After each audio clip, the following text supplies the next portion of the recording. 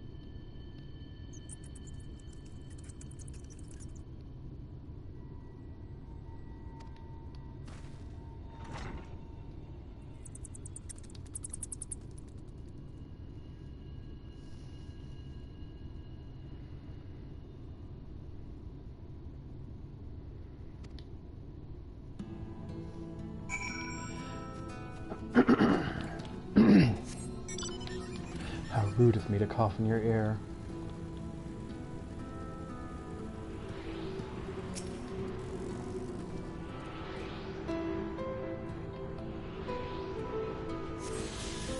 I'm gonna do my best to burn through this part. Just like with every previous expansion, the expansion starts with 2 zones that are fully their appropriate level. So this one is level 70, the previous one was level 60, and level 50. So there's going to be a lot of level 70 shenanigans.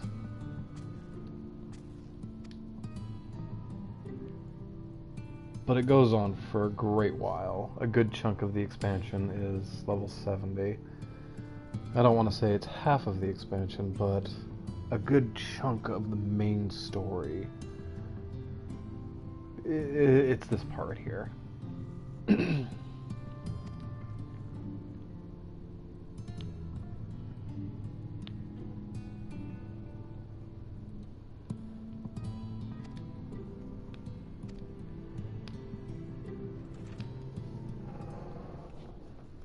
going to be skipping over any cutscenes that don't have talking. However, the ones where they talk, I'm going to be watching. If y'all need any context, please ask, and I will divulge. And how is business today, Mistress Theva?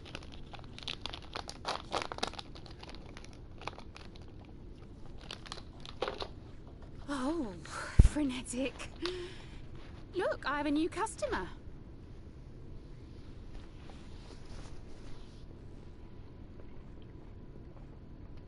Hey, Alfie. Tis good to see you, my friend.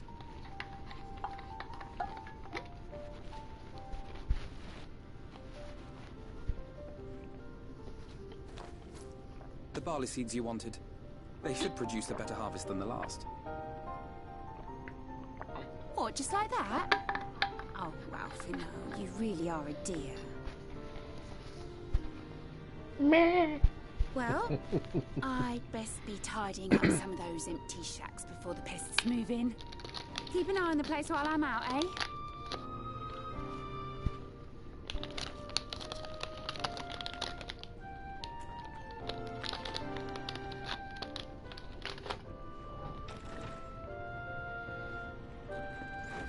It seems an age since last we spoke. Not since the prisoner exchange in Doma. And Yotsu. It has been even longer for me, of course, if you count the days I've spent here. The time has only added to the relief I feel seeing you safe and well. If I could hug you, boy, I would.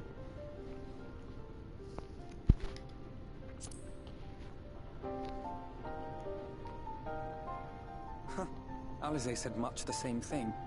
I don't think I've ever had such a scolding. But I believe an exchange of news is in order. Come, tell me of your arrival and all that came before. Well, do I have a story for you.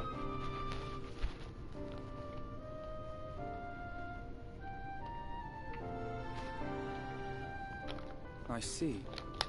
Both the Exarch and Alize told me what they knew of events, but I had stubbornly clung on to the hope that all-out war might yet be avoidable. And poor Tataru. She must be sick with worry. We must endeavor to return as soon as we may. It would be nice to bring her good tidings for a change.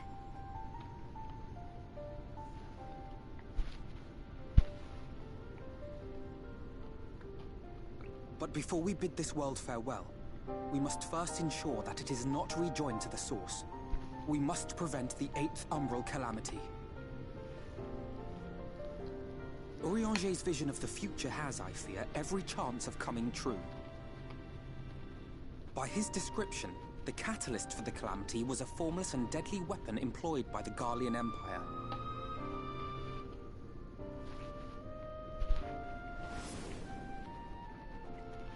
Which can only mean one thing. Black Rose. Gaius was telling you the truth. When we were on the trail of the Ascians, we saw evidence that the gas was being manufactured once more. Gaius was adamant that the project had been scrapped. But so long as there are wars to be waged, there will always be those determined to win by any means. And thus simply destroying the existing stores of Black Rose would do little to alter fate's course.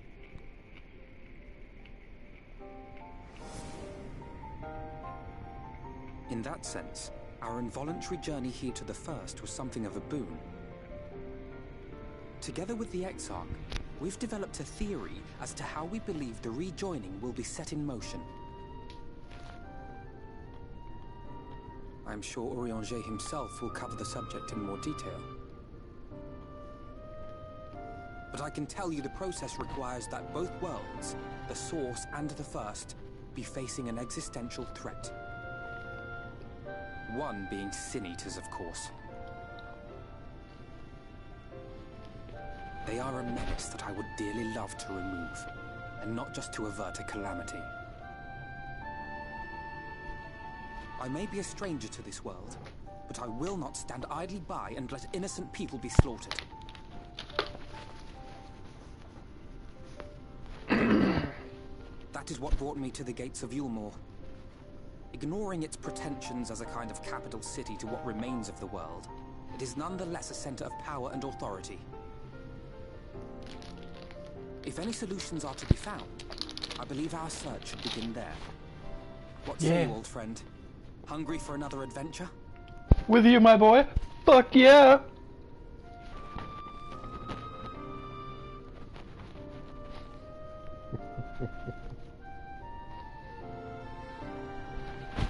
Don't look at me So we take to the surprised. road once more. You know damn well I'm up for adventure.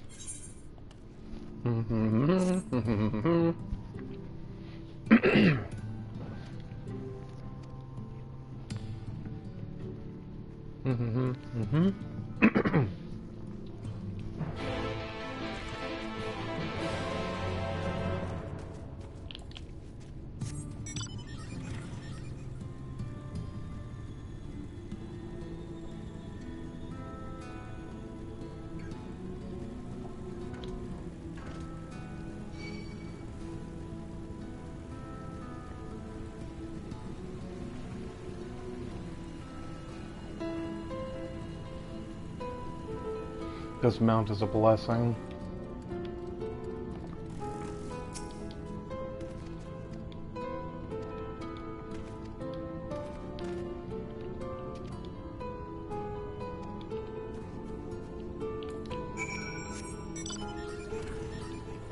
The mount guarantees a +1 movement speed, which no other mount has. Well, maybe the 15 mount does? I don't know. But it makes traveling in new zones very easy. Did my bird just fucking bail on me? Right as I aggroed something? Well,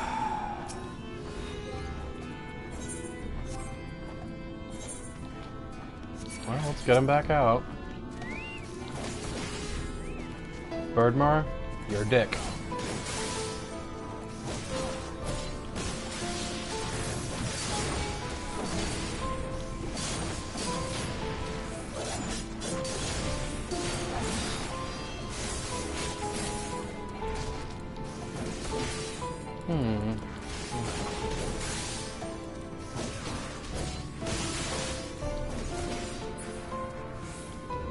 Wonderful.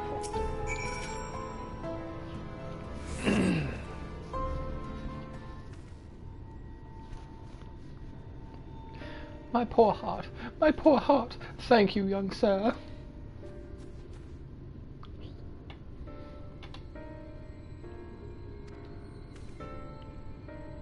I really shouldn't try to talk through these, just because of the fact that I'm pretty sure I did a stream not too long ago where I did all of Alphanod's turn and did all the talking for it. So I don't want to hurt my voice doing that again. My voice box was sore for 2 days afterwards. Whoa, what the fuck was that? Nani? Oh.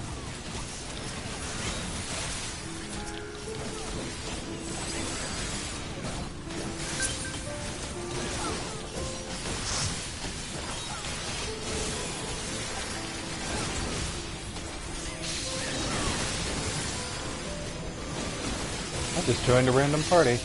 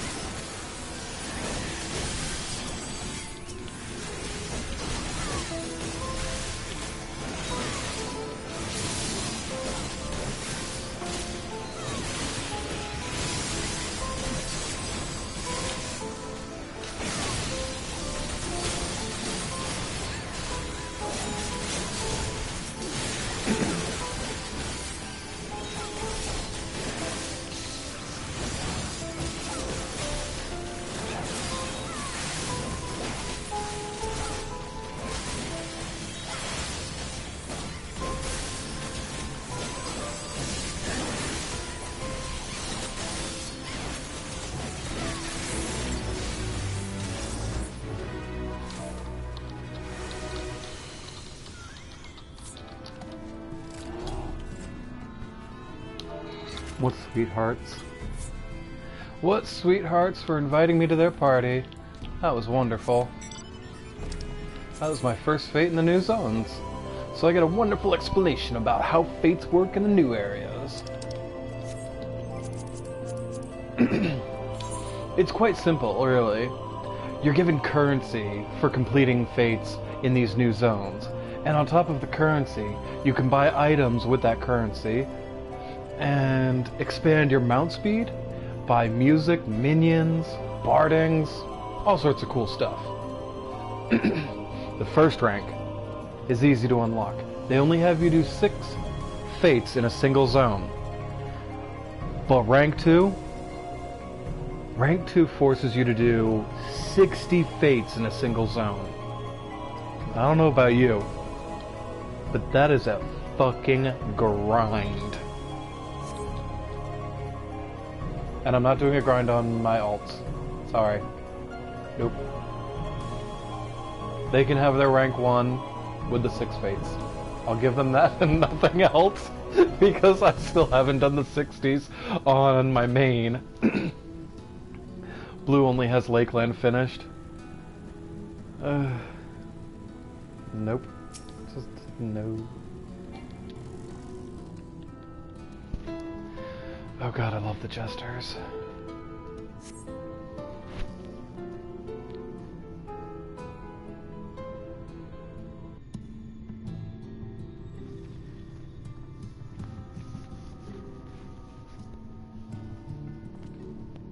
That gate up ahead is known as the Open Arms, and Yulmore itself lies beyond. This, meanwhile, is the aptly named Gate Town, the dwelling place of the many desperate souls who hope to be chosen to live in the city proper.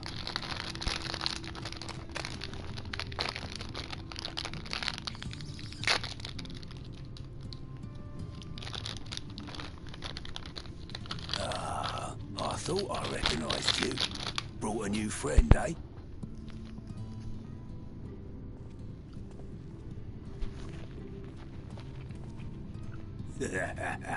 I'll bet you got a trick or 2 up your sleeve. Maybe even 3. Care to show me? I'm not gonna beat up He's not here to compete. a civilian. What? I was only making conversation.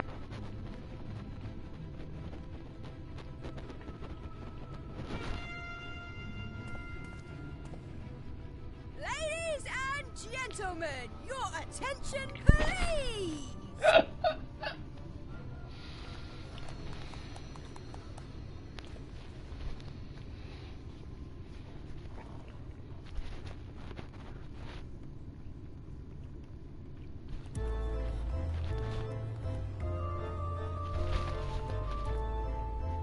Greetings to our hopeful petitioners, one and all. Yulmore extends its warmest regards. Let it be known that a lady of distinction wishes to dine on fish divine. We seek a master culinarian who can guarantee seafood perfection. Dazzle the matron with your delicious dishes, and life in the city will be yours to enjoy. Even on days when fish is not on the menu! Who among you will answer the call? Name yourself or another, we may not at all.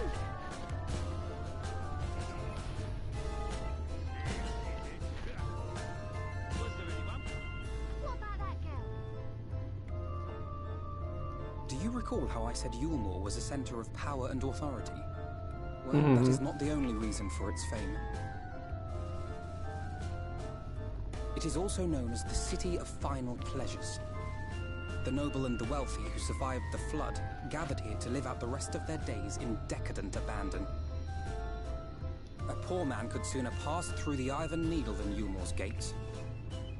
The only way the common folk can enter this perverted paradise is if they fulfill the whim of one of the privileged. And so they are picked over like market produce.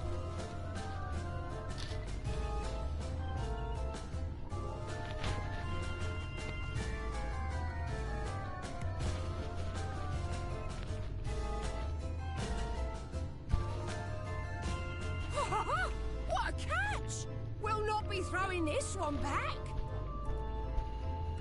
Having seen your all too obvious charms, we welcome you with open arms. Come, join us in the city of splendor and live out your life in an ecstasy of endeavor.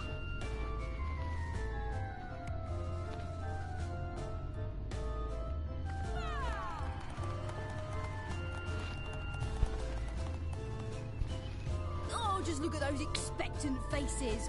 What could you possibly be waiting for?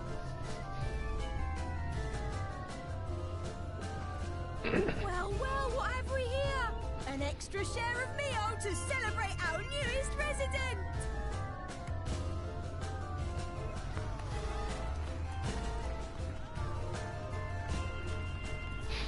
For you! Ah, look! Enjoy! Thank goodness. Meal is a foodstuff which Yulmore routinely doles out to the people of Gatetown, and apparently a staple for its citizens as well. Many here rely on it to survive in these times of scarcity, yet the whole arrangement just seems... Queer? well, let's just say it leaves a bad taste in my mouth. Yeah.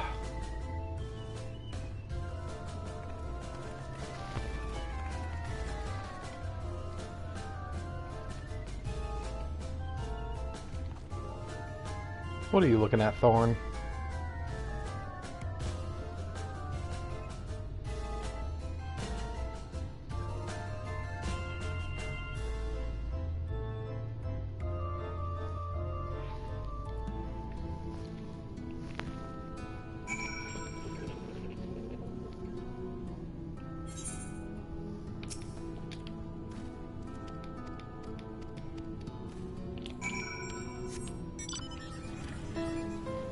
Where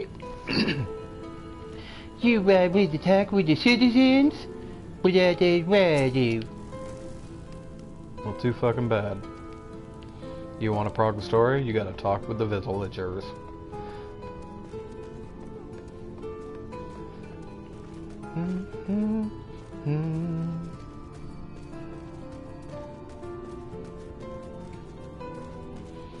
They really get across very quickly how depressing this place is and how just screwed the world is.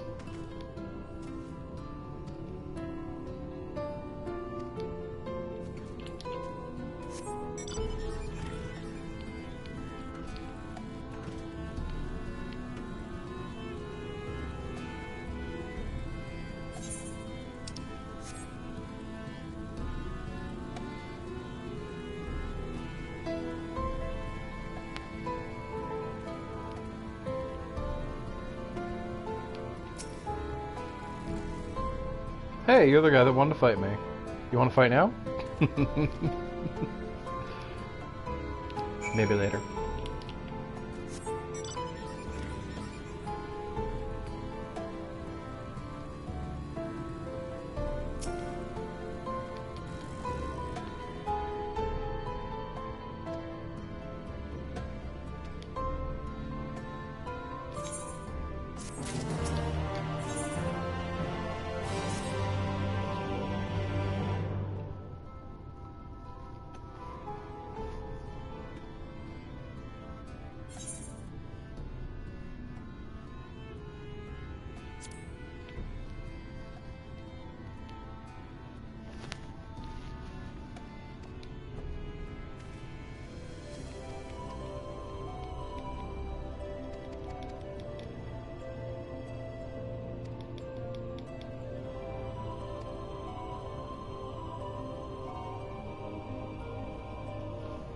There's a beast tribe who makes its home in the seas surrounding the Isle of Ondo. Surrounding the island. The Ondo they are called, though you and I know them as the Hagen. For the most part, they keep to themselves in the ocean grottos and rarely have dealings with land dwellers. However, I found out that they love fruit. Melons, strawberries, you name it, they want it. So we're gonna strike a deal with them and get fish and stuff and jewels. And that's how we're gonna make it into the city proper. We're gonna get all them jewels. Sorry.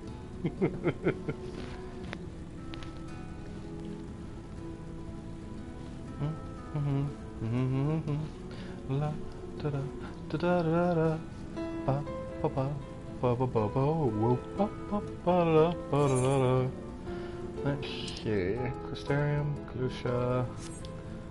Okay. Tag my second Aetheryte.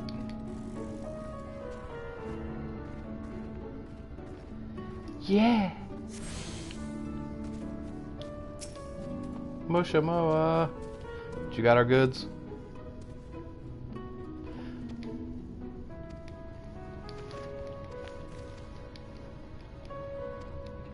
What do you mean a compatriot came and picked up the stuff before we got here? Someone must have overheard our plans. Quick, if we hurry, we can find them. I'm literally giving you the digest of what is going on instead of reading it all out. Again, because I've already done all the reading in a previous video. I don't remember which character I was on when I was doing it. Let me think about it. Might have been Will. Might have been Will. There's only 4 characters I would have played on and actually done prog with story. Oh crap, I think it was Mallow.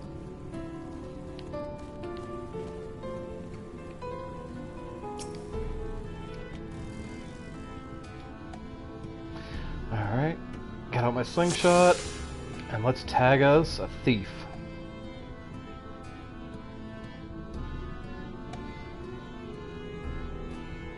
Bink! Oh, you little bugger. Gotcha. You have located your quarry.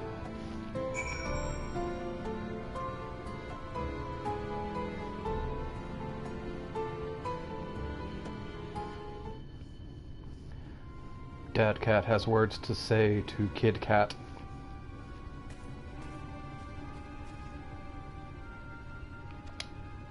Yep, he's right over there.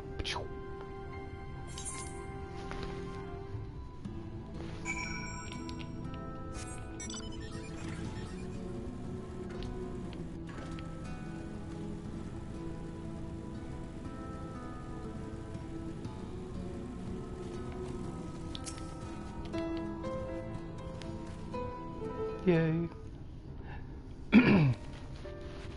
There you are.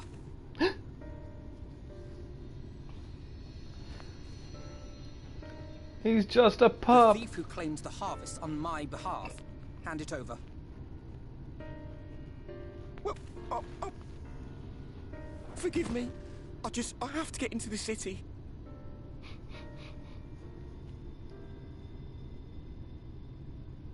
I have no family and all my friends have already been chosen. No one here gives a damn about me. When the meal gets handed out, I'm lucky if I get a smell of it. No matter what I do, they won't call out my name. I'm so tired, I'm so bloody hungry. I thought maybe I could steal your idea, get in that way.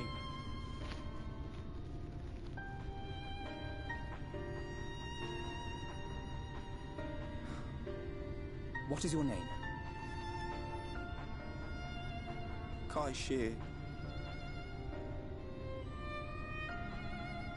Tell me then, Kai Shear.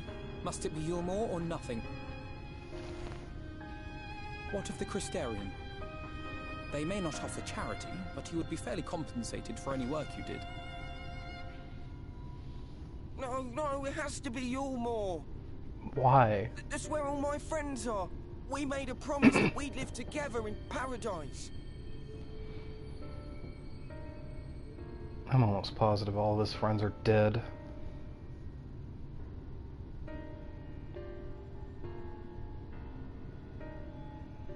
I was to make my deal with the Ondo at the Clave.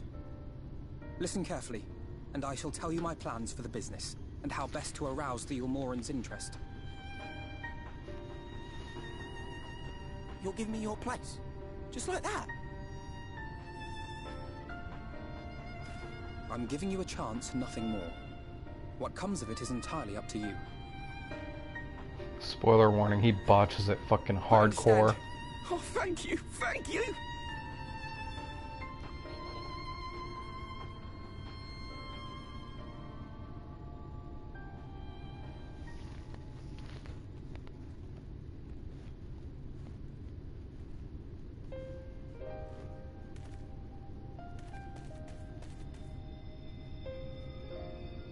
This was but one path. There will be others. But for young Kai Shia, it was the difference between life and death. I do not regret my decision, yet I will admit that a part of me wonders if it was for the best.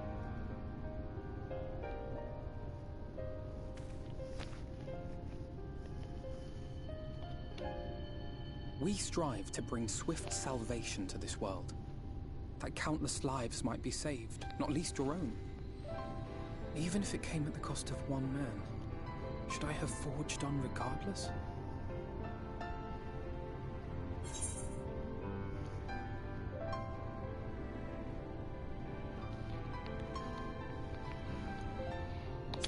That's not who you are, Alfie.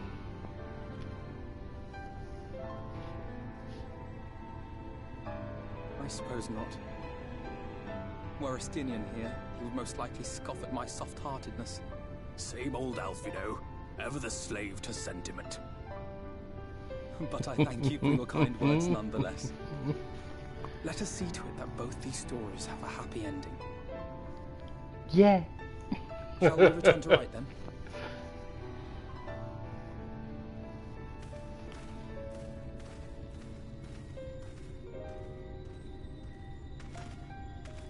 Is that?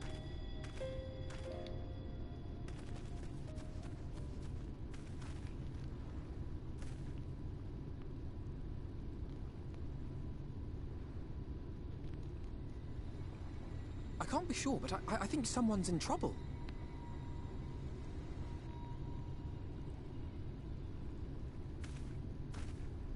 Come on, they may need our help. Okay.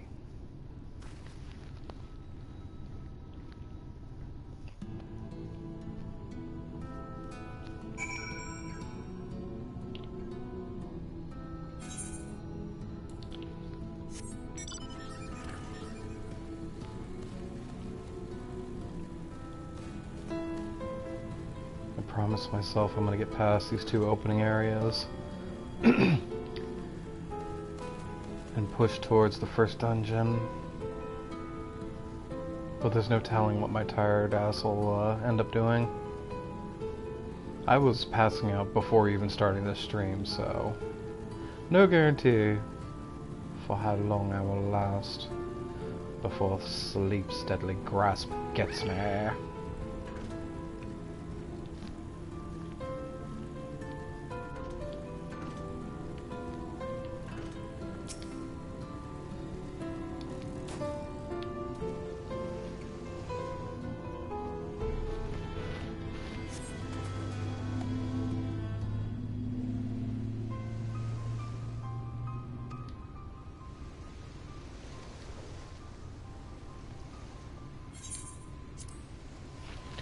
Dude refused to do his duties, got thrown out of Yulmore. Literally, from the top balcony, just tossed. And of course I can't see Yulmore from here. There we go, yeah. Tossed from one of those balconies all the way up there. It's no surprise he survived. It's surprising he survived. He could have hit the rocks below, shark could have eaten him, but he lived. And because we saved him,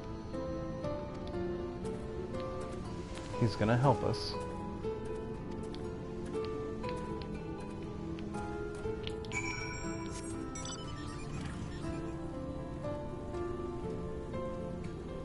Hey, it's my target! Yeah! I'm down to kill some bisons. Sup?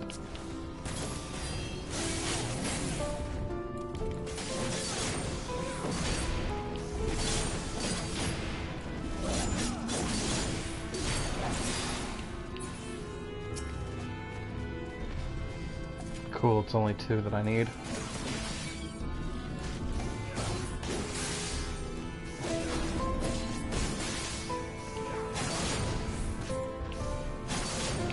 Oh no!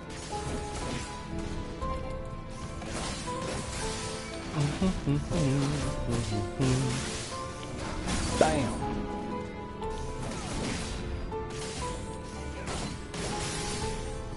I loved Gunbreaker so much, I'm leveling it twice. Let's see. The Hunt. Yep. Sightseeing Log, yep. Love Quest, yep. Fate. I'm surprised I'm not getting Fates on my list. Ah, that's why. There's nothing open or up in my area right now.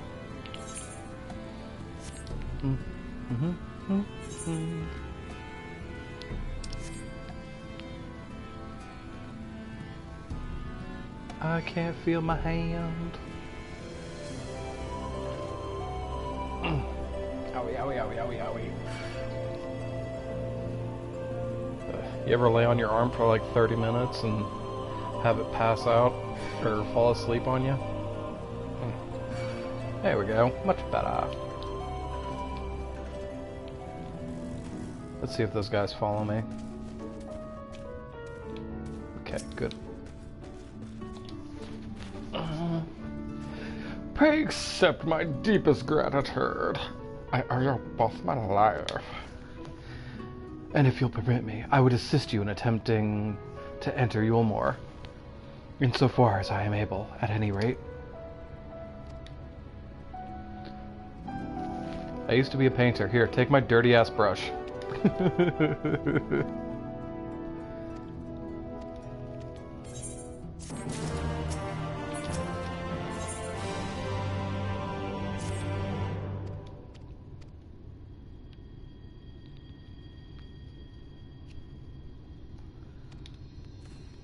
Alright. We have a way into the city. Ah. And I have 2 quests that'll give ether currents. But I ain't fucking doing that shit right now. The reason for that is simple. These zones, the first 2, Kalusha and Amarang, they have 2 sections. One at level 70 and another at a higher level. So you can't unlock flying or any extra stuff until after you get far enough in the story. So hunting down ether currents, running around and doing things, is pretty pointless. And even more so now with the expansion, since there's no longer quests based off of level. There's no quests that go 70, 71, 72, 73, 74, 75, none of that shit. They're sync quests. And whatever level you are when you accept them is what rewards you will get. So it's based directly off of your level, which is great. But it also means you can hold off on doing stuff if you don't need it. So yes, screw those quests. I have a mission to do.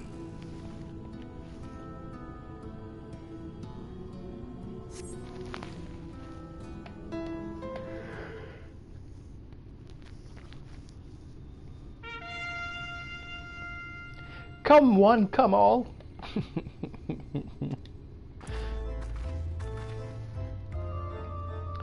Ladies and gentlemen, your attention once more. What a day it's been for the folks at our door. We've welcomed a peddler who made pearls from plums, and now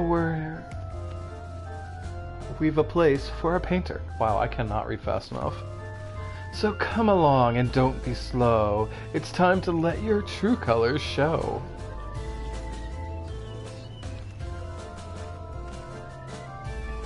I can paint, portraits at least.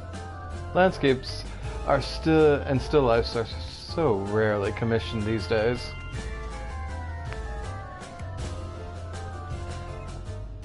Oh ho ho, I thought I spied nude faces in the crowd. What fortune that you should feel at ease among the easel. Blah, I can't talk. What proof of your prowess? Any masterpieces on your person? Sadly not. Everything I paint is soon sold. Such is the life of a working artist. Yeah, no, that's not how it works at all. I have only my brush to testify for me.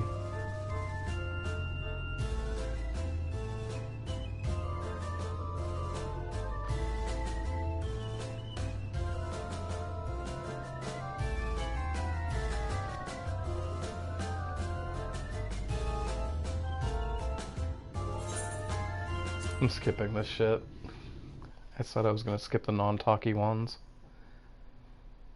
I have to. I get too in the moment of wanting to actually talk. And my voice, it can't do it. I must be quiet.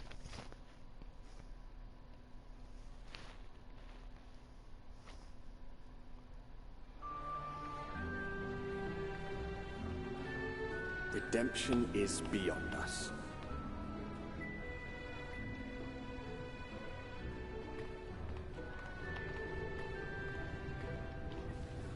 The lament of all but saints and fools, and the comfort of the lords and ladies of this accursed place.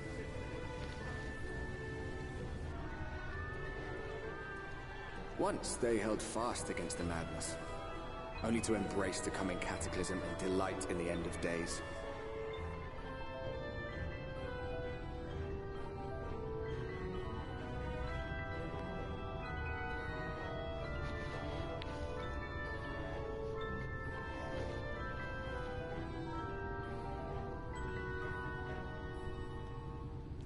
Perhaps in rapture they seek to lose themselves and the misery they share.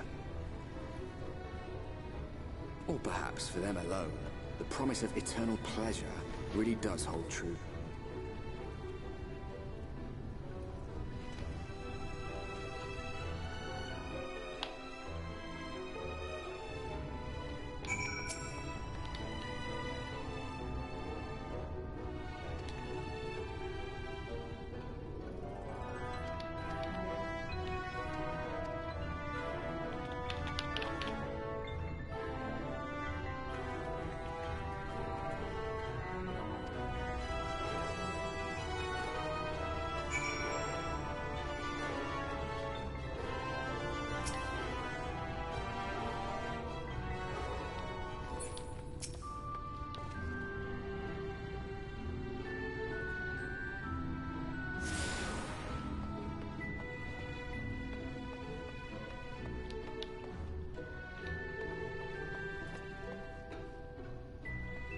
So, can I just go straight upstairs without registering? Of course I can.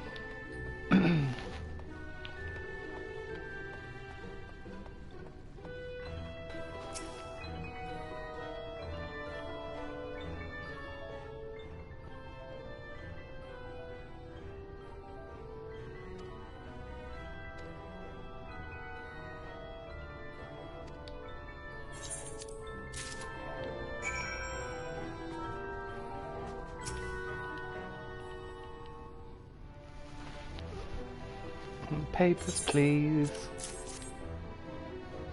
Oh, this is so funny.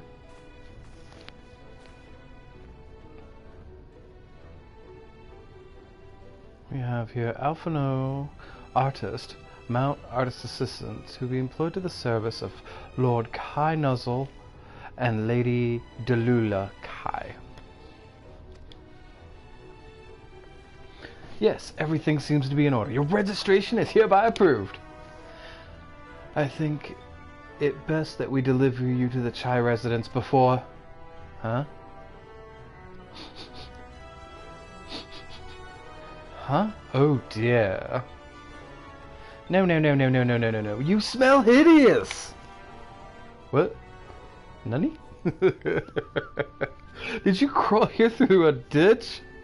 It's like an unholy miasma of dust and sweat and musk of some unwashed beast. Hey, I resent that remark. Proceed directly to the delousery next door and scrub yourself clean. Use whichever showers are free. After you've rinsed away that stench, You'll want to splash yourselves with this perfume liberally. Once you've made yourself presentable, then you may proceed to the Chai residence. Korn, the guard by the stairs, will give you the directions.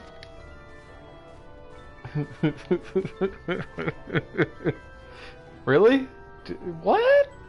Didn't realize we were so aromatic.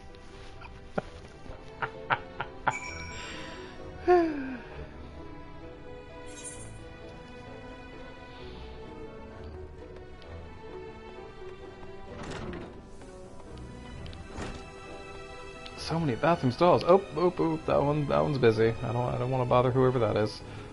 That looks like a check, but he has the butt of a dude.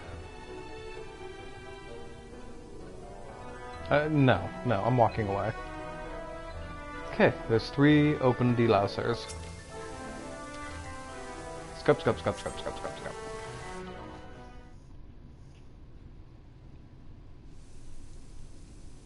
You rinse yourself clean in the steam of water. I'm a fresh boy.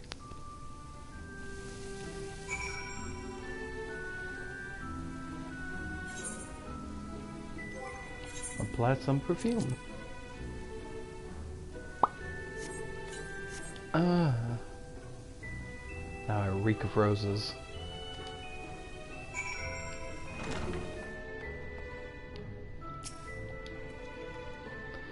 You've showered and dressed already, have you?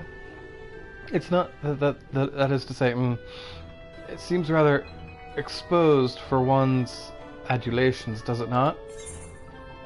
Hurry up and shower, Stinky. What would a Stinian say? Alice would have been drying her hair by now. I'm gonna give him shit about his sister because he hates it. Wouldn't she just? Very well, I shall endeavor to emulate her boldness then. Courage, Alphanod.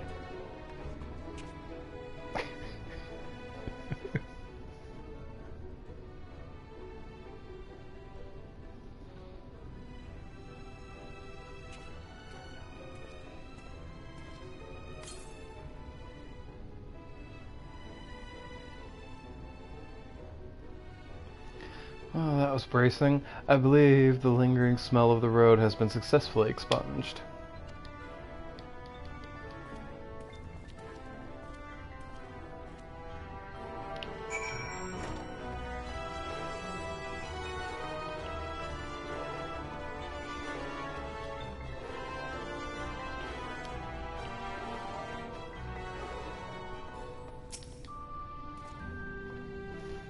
You looking to present yourself to the Kais, are you? Let me explain how this city has been laid out. Imagine 3 layers, the top on top of each other. I screwed that entire sentence up. This layer here is called the buttress. But above is the understory, where the military has its headquarters, and above that, you've got the canopy, which is where you will find the free citizens of Yulmore spending their days. There we go again, reading. I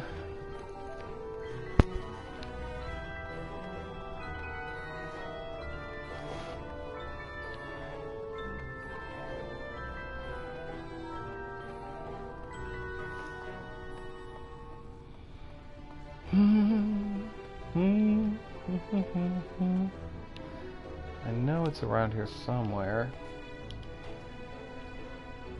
Oof.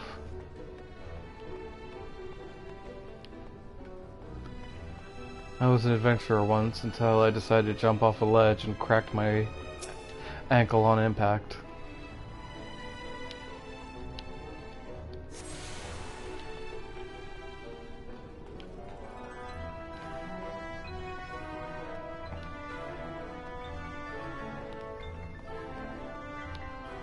That sounded funnier in my head.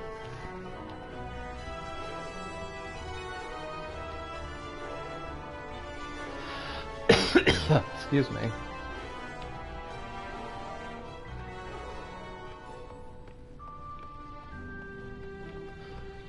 This place is gonna be busy. There's gonna be people everywhere. Watch, I'm completely wrong. You ready? You ready? There's a few people.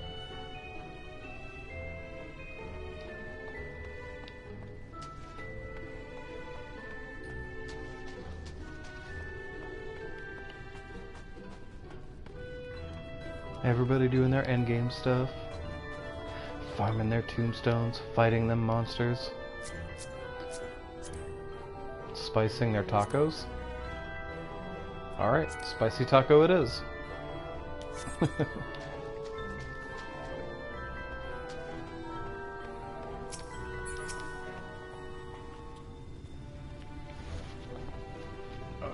Stretch, stretch, stretch, stretch, stretch.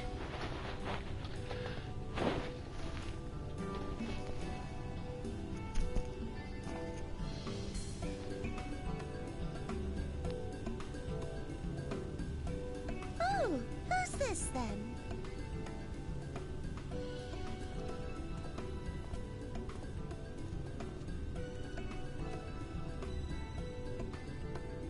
Lord and Lady Chai, pray forgive our intrusion. I am given to understand you are in search of an artist. An artist?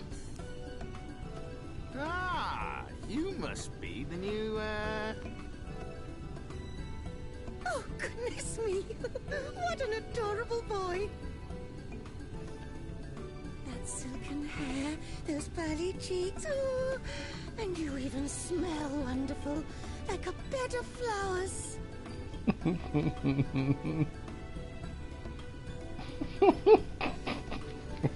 I approve of this one, dearest. I am positive he'll paint us the most delightful pictures. Yes. Well, as long as he paints better than that talentless wretch we sent packing last week.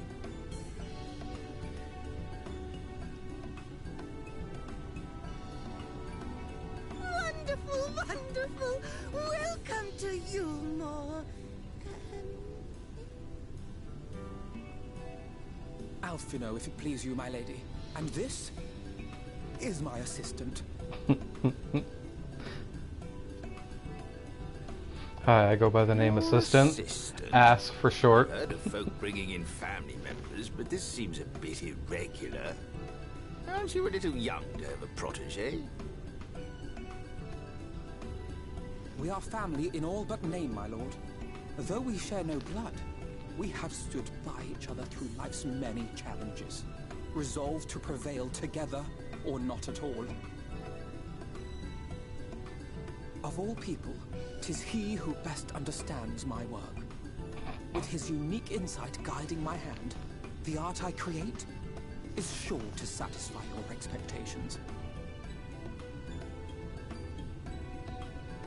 Once the picture has begun, of course, I shall have no need of constant encouragement.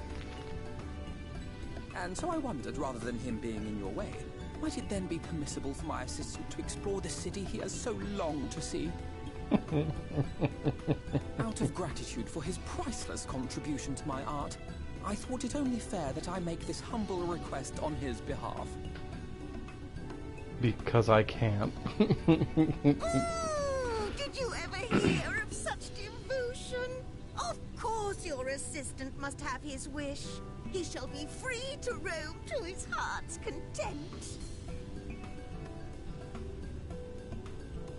Isn't that right, darling? Oh, yes.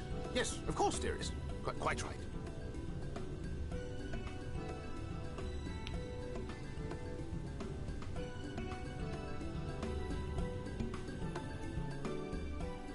Don't look at me with those eyes.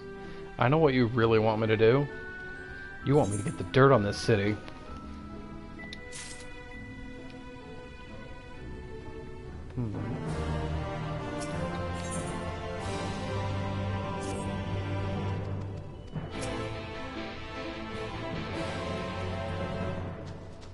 Splash, splash.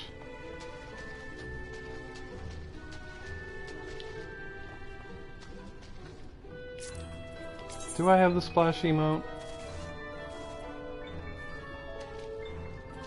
Is this one of the rare alts that I didn't get it on?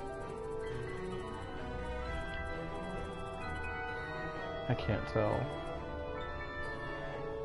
Yeah, I think I missed it on this character. Bummer. I want to start splashing people with water.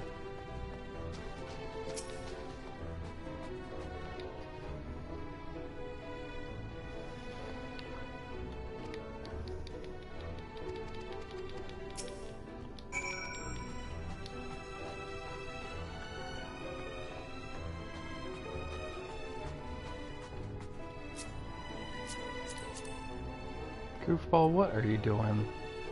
Filled with awesome sauce, squeezed from cool berries. You're getting a screenshot.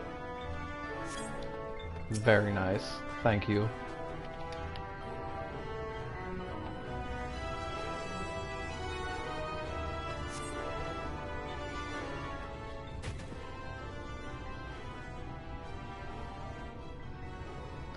Wicked White, that was too close. Next time, don't jump over ledges. Not even for your mistress's hanky. It's not worth it.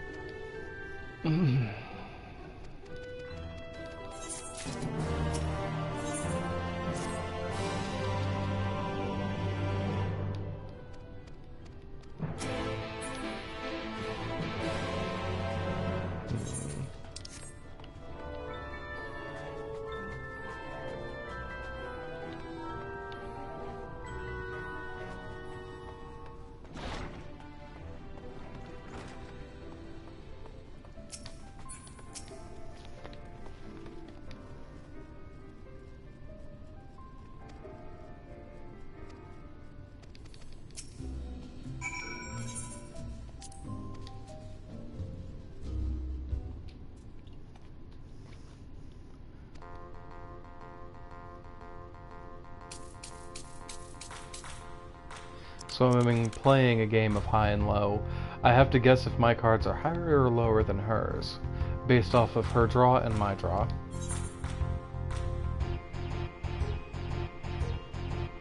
I'm gonna say hi.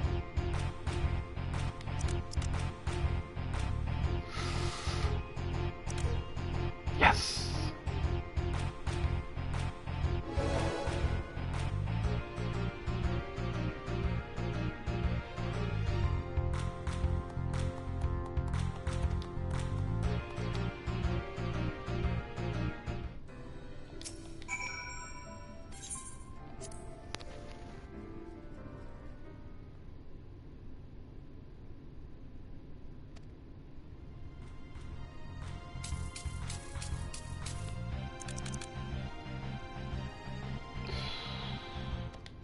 I'm going with low.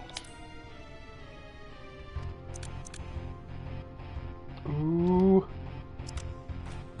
Yes! I win again.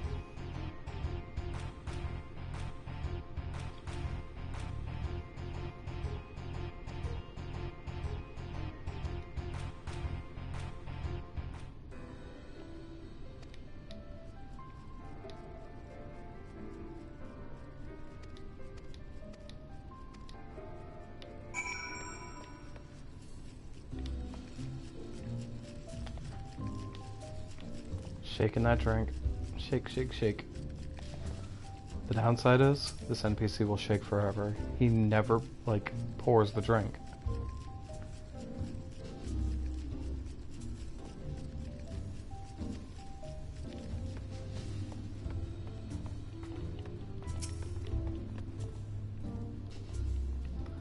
What's that, new to ammo, you say? Yeah, you only just arrived. Let loose, have fun. Dance for me. But I'm too shy. I can't pole dance for a stranger.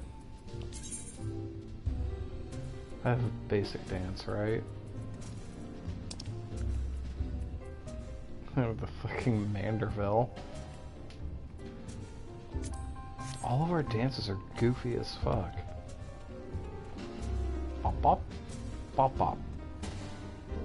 Pop a da pa da pa da. Pop a da pa da pa da.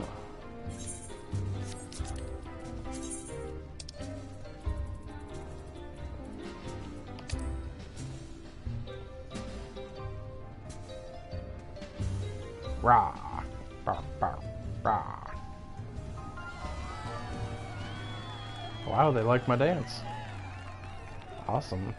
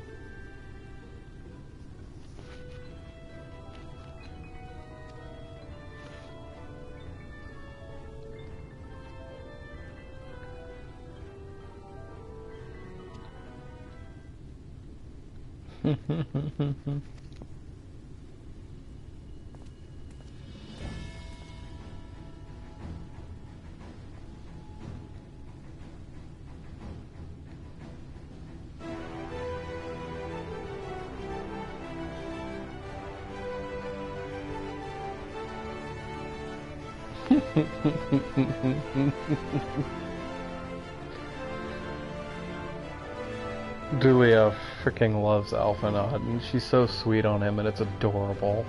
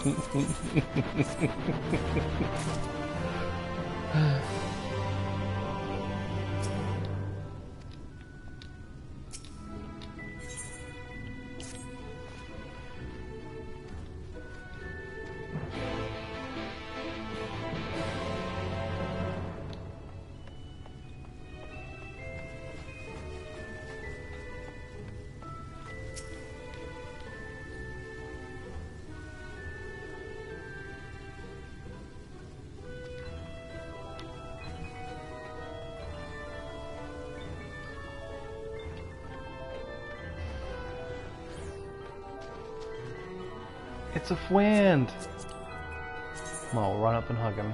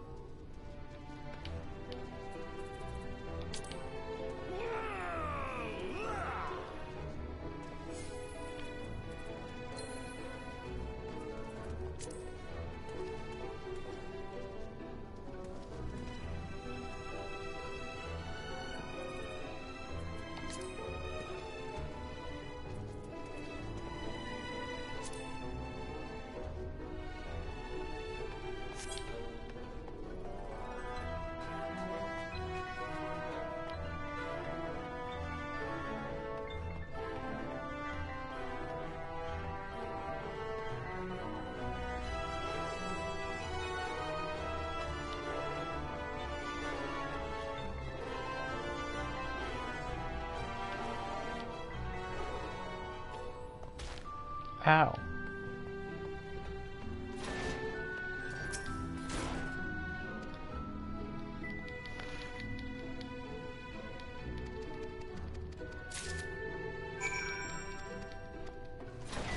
The girl can no longer sing. She has a lump in her throat. I have to procure the cure for her so that she can sing again. Otherwise, her master will throw her away.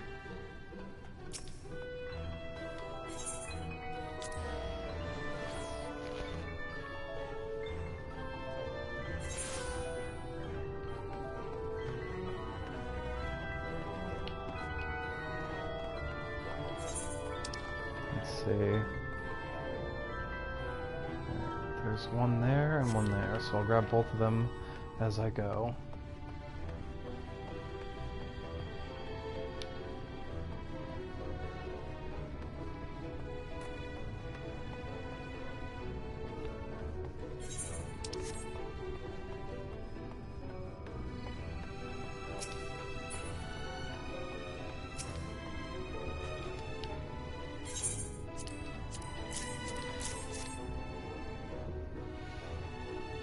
I have things.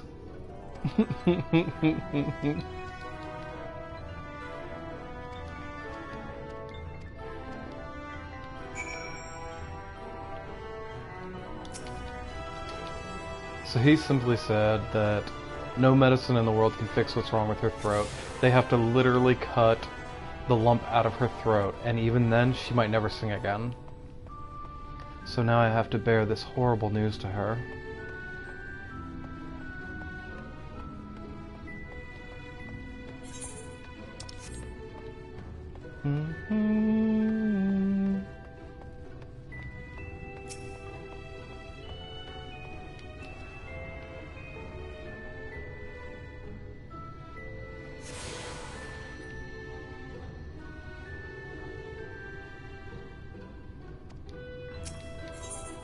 Yeah, but I can't go all the way back upstairs. The mainstay, the night spoils.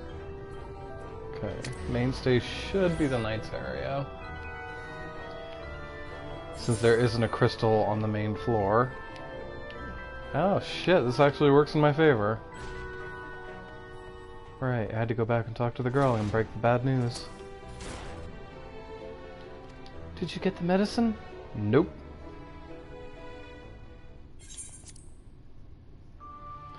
She weeps, she cries, because without surgery, her voice will diminish and she'll never be able to sing again.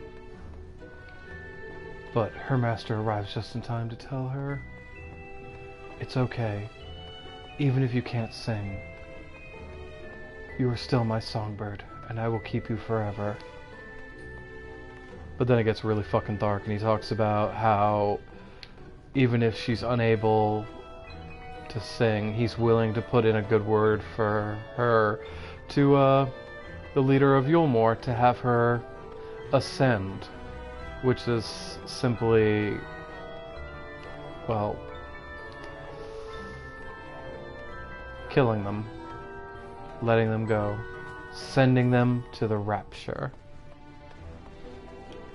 Hi again. Give him a quick dote, and be on with my biz.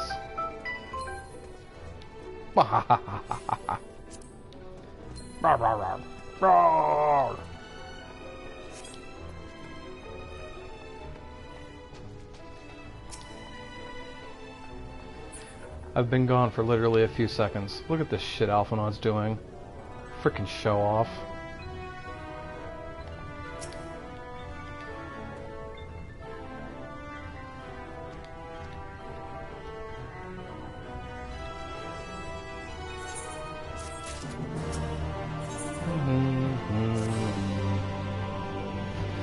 This is where shit gets real, man.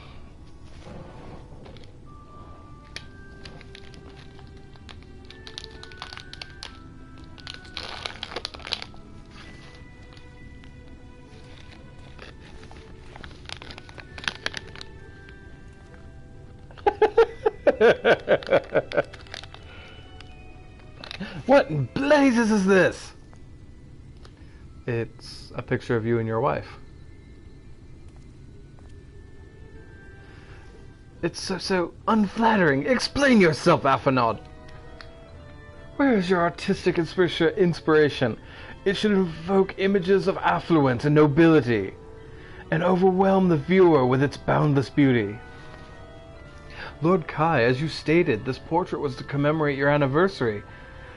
Yours being a joyous union, it seemed that a realistic portrayal... Realistic? I don't want realism. I want perfection.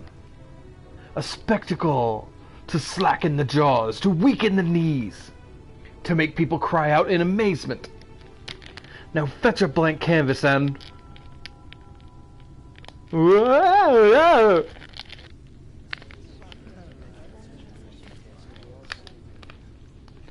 I say, did that come from above?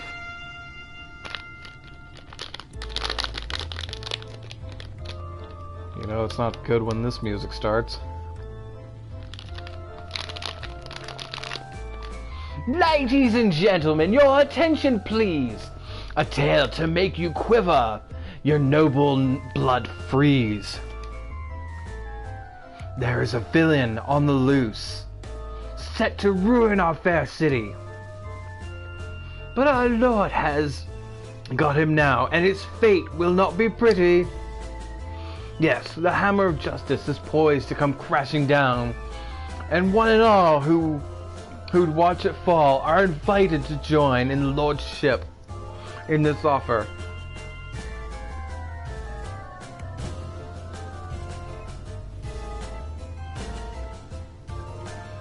A malcontent? How dreadful!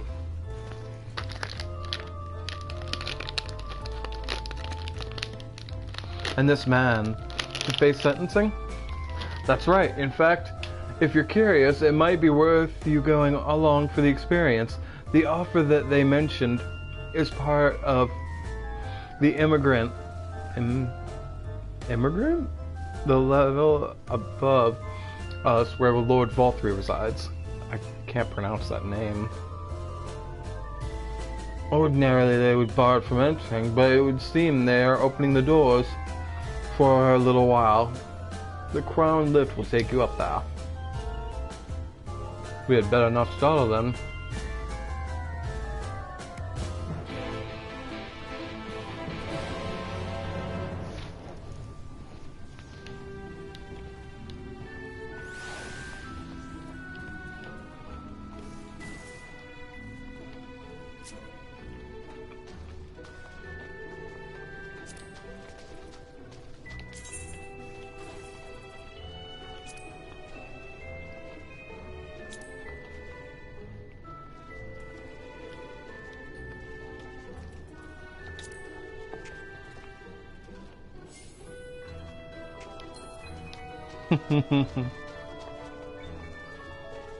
I love how friendly the Rothgar community is.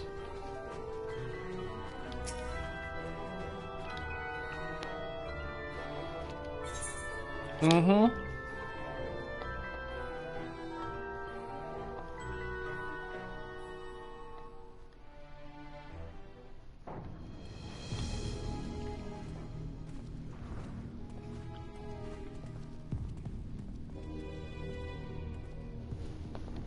This is a good cutscene.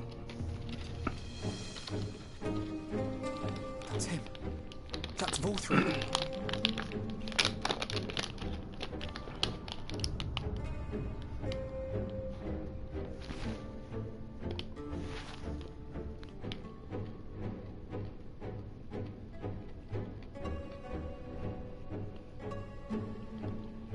He's attended by sin eaters.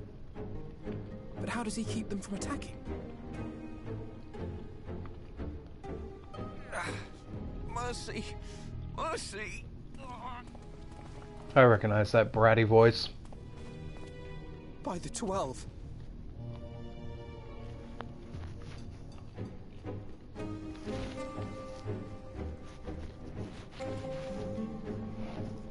Kaishia, what happened to you?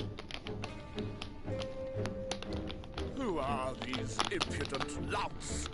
I do not recall requesting their presence.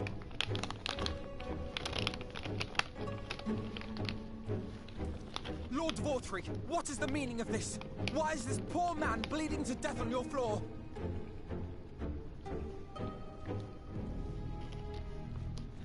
Why? You ask me why? Because criminals must be punished. And this man is guilty of fraud. He came to us, claiming to be a man of business. Yet his subsequent conduct has shown him to be anything but. Europe is a city built on love for one's fellow man. Those who have naught to give and live only to take are a blight upon our society!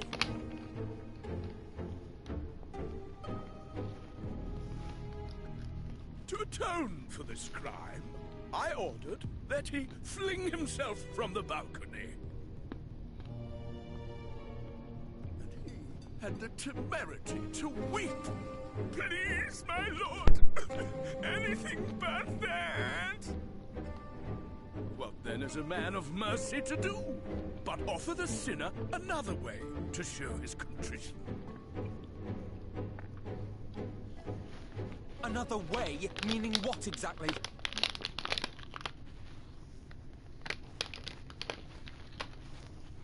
Sin eaters are part of Yulmor's society, but they must be fed with ether.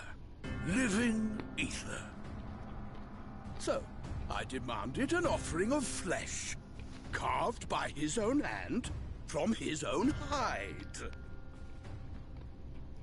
And still, he could not do as I asked.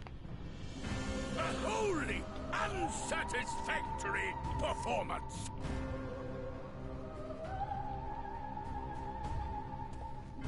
Tis true that Kaishir won his place here by fraud, but his actions were driven only by a desire to share in your paradise. That you would cast him out I could almost accept, but to humiliate him thus, to demand his very life? Is this truly the way of Yulmor?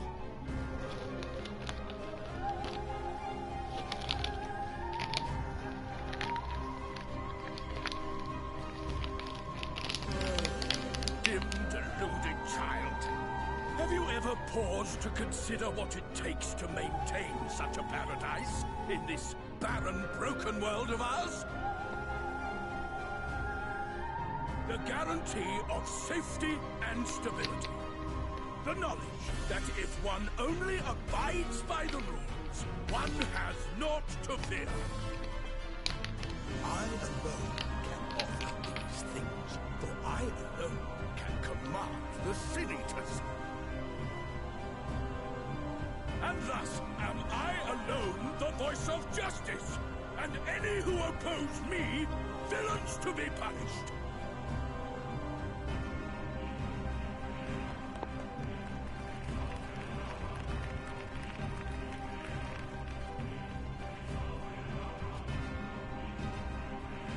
People call this paradise.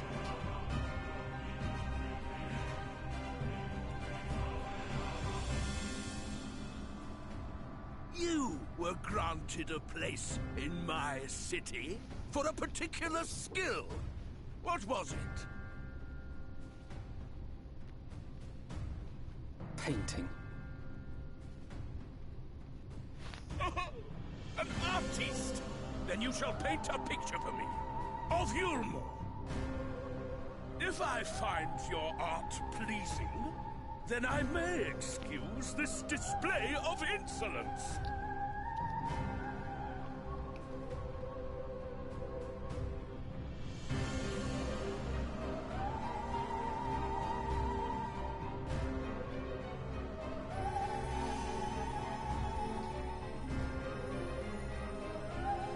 Who gave you permission to tend to that criminal's wounds? I told you to paint me a picture!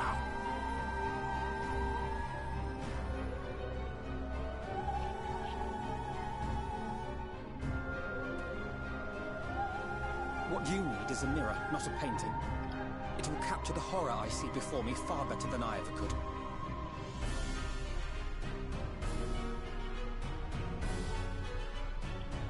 Can you walk?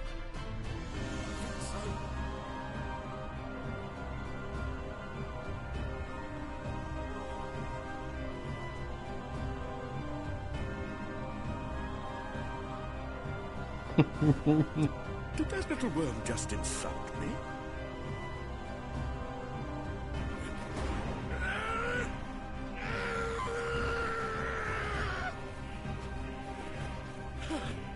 I'll kill them! I'll kill them all! I'll enslave their minds! I'll torment them! Torture them! And tear out their hearts!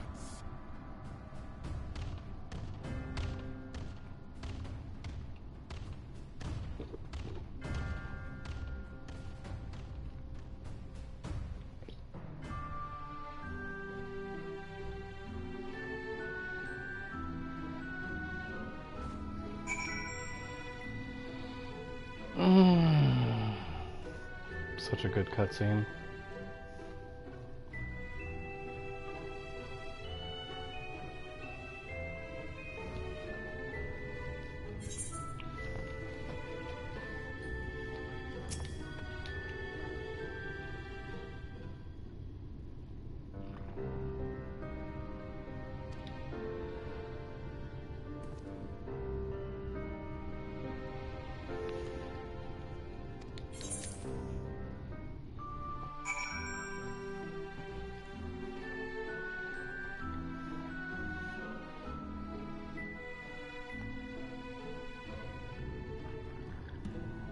And with that, the Kalusha arc is done. Now on to Amarang.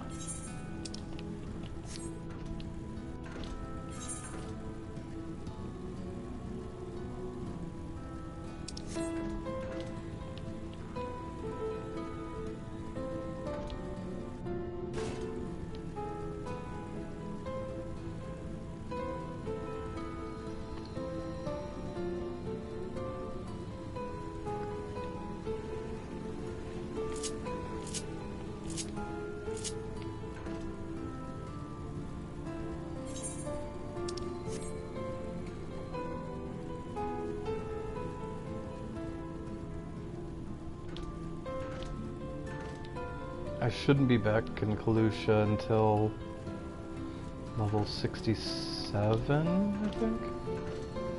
Maybe sooner, I'm not sure. I've only played through Shadowbringers once, so my memory has not kicked in yet.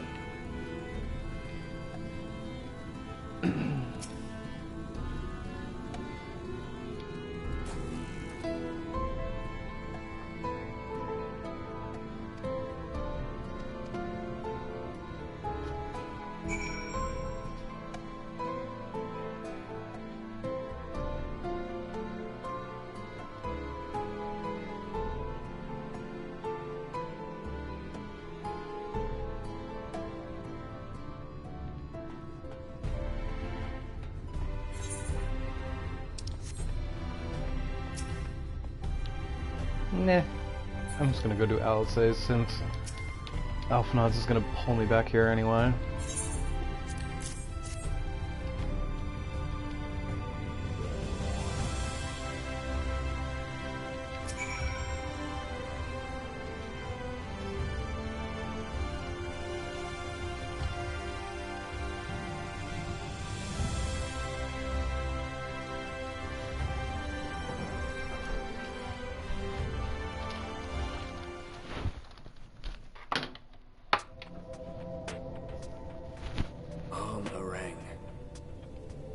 From this parched earth, the nation of Nabath, Arang, once rose.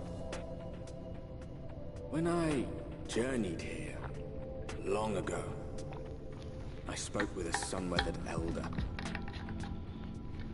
He told me Armarang meant majestic land in the language of his people. And so it might still be, were it not for the light's unrelenting onslaught. The music's so depressing, I want to cry.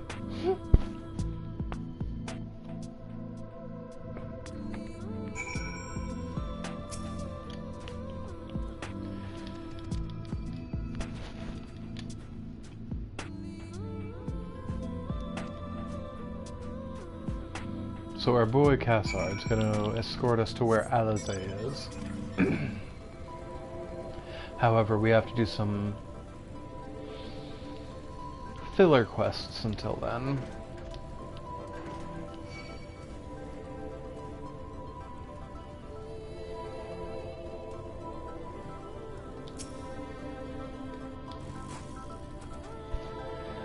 Stop here for a moment. This is your first visit to Almarang, is it not? Before you cross the River of Sand, you need to turn around and feast your eyes on that.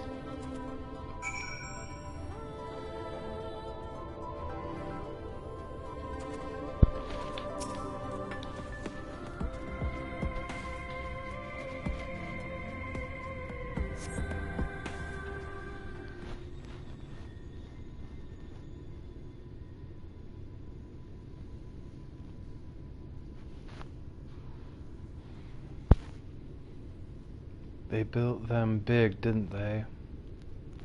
That's Khazar Sharl, a fortress meant to protect the northern area.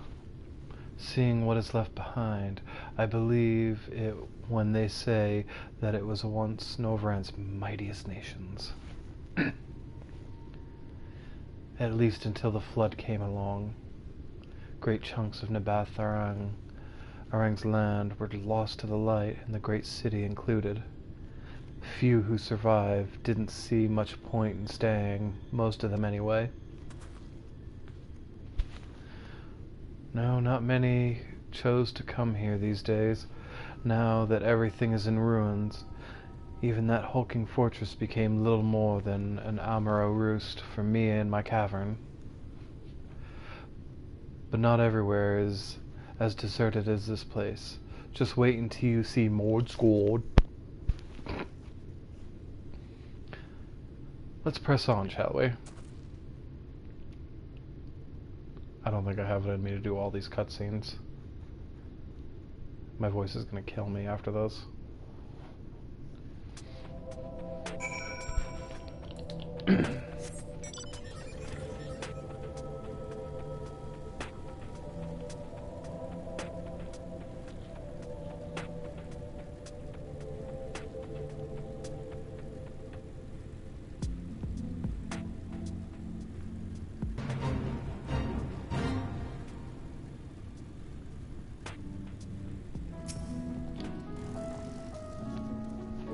Here we are, Mord Squad, by the blessed shadow of this town.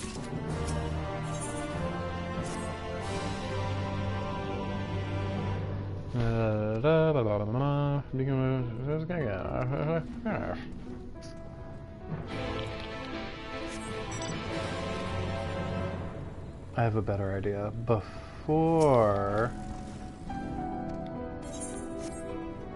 I go running to see Gengan, I am going to attune to the Authorite.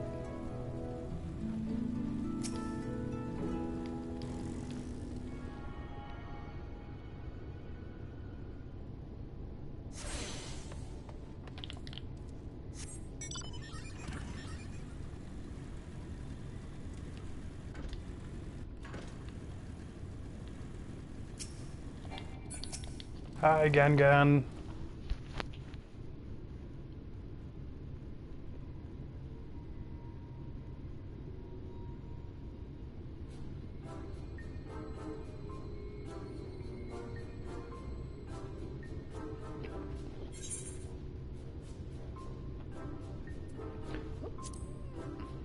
What beady eyes. Master Gengen, this is the friend of the Exarch I was telling you about. Very good, very good. Though friend or no, all are welcome in Mord's. Souk is Mordish for city. As things stand, this souk boasts the largest and busiest marketplace in all Armarang. What's left of it? You'll find ore from the mines here, of course, but all manner of other things too, many of them rare. As I told you before, not many visit Armarang by choice, but Mord Souk's a different story. Merchants come from miles around to purchase the relics the Mord dig up. why that they do. For Maud do not dismiss the spoils of the earth. We clean them and polish them and reveal to the world their true value. That is why they come here, come from far away, come with much money. And so our souk is always busy, busy, busy. No such thing as a thing no one needs. You say that every time, Master Gengen. Some sort of family motto, wasn't it? Or perhaps a Maud philosophy, for which we should all be very grateful. I am almost positive that Cassard's voiced by the dude who does the Wild Thornberries, the dad. Now then, if you intend to spend any time here, you'll want to gain the trust of the locals. And there's a little custom all newcomers are expected to observe. The cracking of the coin purse. You buy one thing from the market. Price can be low or high, just as long as you buy. Shadowbringers. As the good Maud says. In fact, the Exarch sent a little something to cover this very expense. A Verbert gold piece, no less. The first I've held in years. Verbert gold? Real Verbert gold?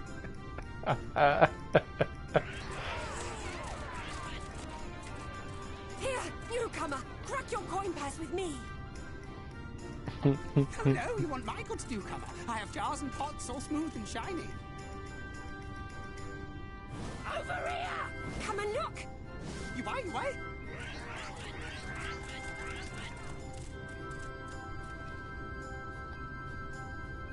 Enough of that! Calm, I say! This one must still journey through the barrels. Nothing bulky, nothing heavy, no pots. Nothing better for the road than a full belly. Spend that piece at Ronron's place, yes? Eat for 3 before you leave.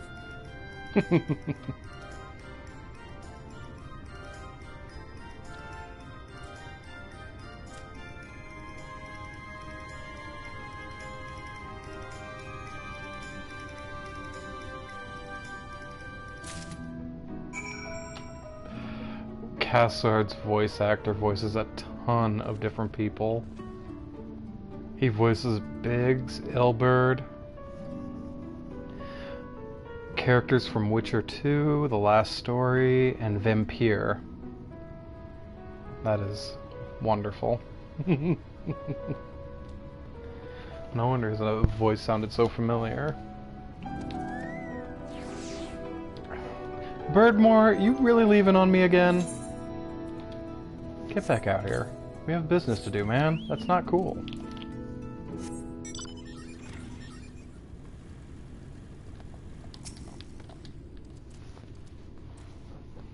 Welcome to Ronron's, traveler. I have wares to empty your purse and fill your belly. Take your time, stare and sniff before you choose, but no dropping the merchandise, yes? Browse Ronron's wares. You may move the camera as well as zoom in and out. Target the foodstuff and inspect it with RX.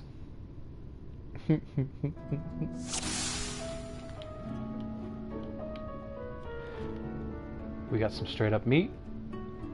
We got some bread. And we got some worms. Don't they also have like, yes, they have skewers of frogs. Heck yeah. I'm gonna click the worms. Ugh, gross. Everyone's favorite, plump white worms, slathered in honey.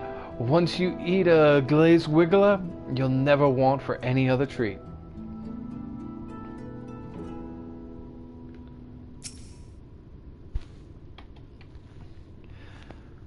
I call that mush loaf.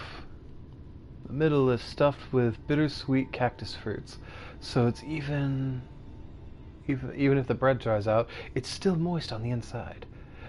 Keeps you going in the heat.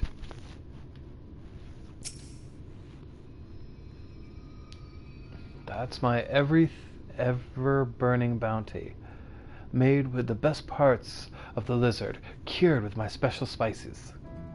my spicy spices. Some find the smell challenging, but it'll warm you up for the chilly desert nights.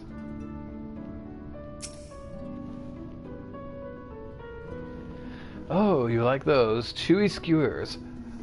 Find small frogs hiding under rocks, stick them with a spear, and roast them on a fire. Crackling on the outside, gooey on the inside. Perfect for snacking. Gross.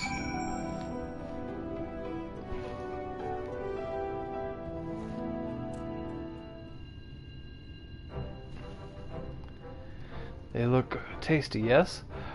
Which to choose, which to choose? Well, can I buy all of them with how much I have? No, you have to choose.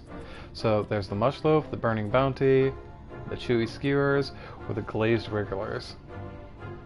So I've never done the glazed wrigglers.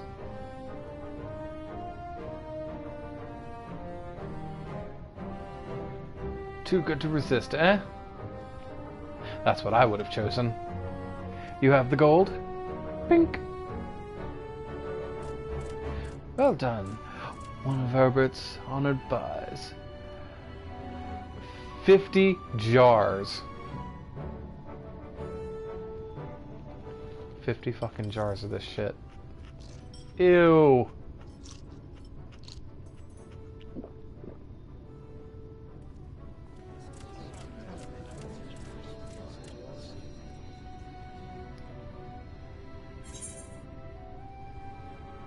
I think I'll share the rest. I want to share the rest, but at the same time, I want to eat every bit of what I just bought. I'm pretty sure a lot of people won't be happy if I share it because it's worms. Every last mouthful. What an appetite! What a belly! A legend born of Mordsgord. I'll never be able to pronounce that name. Considering your coin purse cracked, I am pleased to accept your custom, and Gengen will be pleased that you honored ours.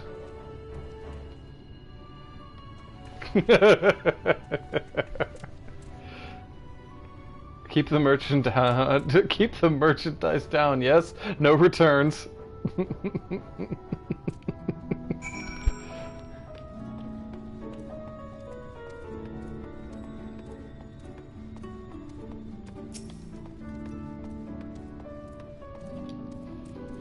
I hate worms.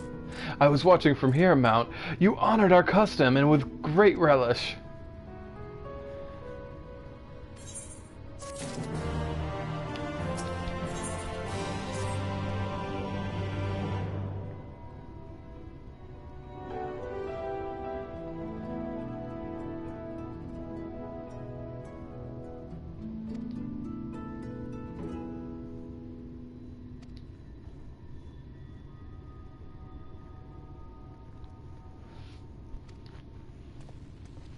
No problem.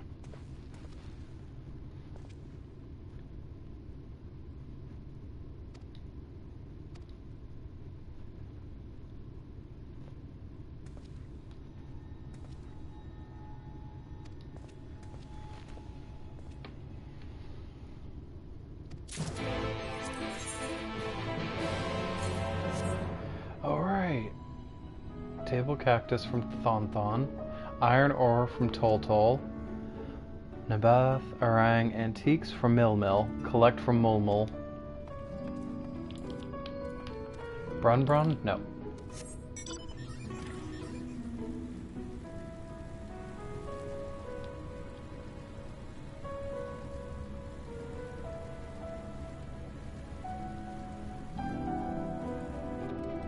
There's Tiltil. Mulmul.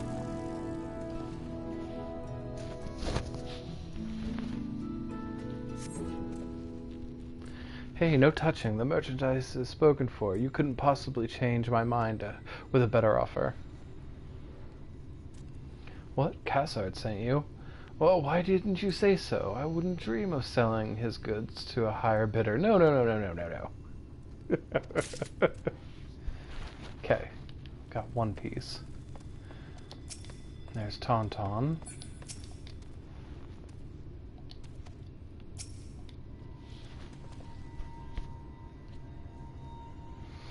I can't remember what I'm supposed to buy. I think it's iron ore. You came in with Cassard, yes? Good, good. I can finally stop thinking about that sack. Please, take your prickling purchase. Oh, it was the cactus. Who's that leave? Thonthon, Toltol. Okay, so I need Toltol. Phil, Momol, Tauntaun. I believe Toltol should be over here. There he is. Iron ore is what he wants.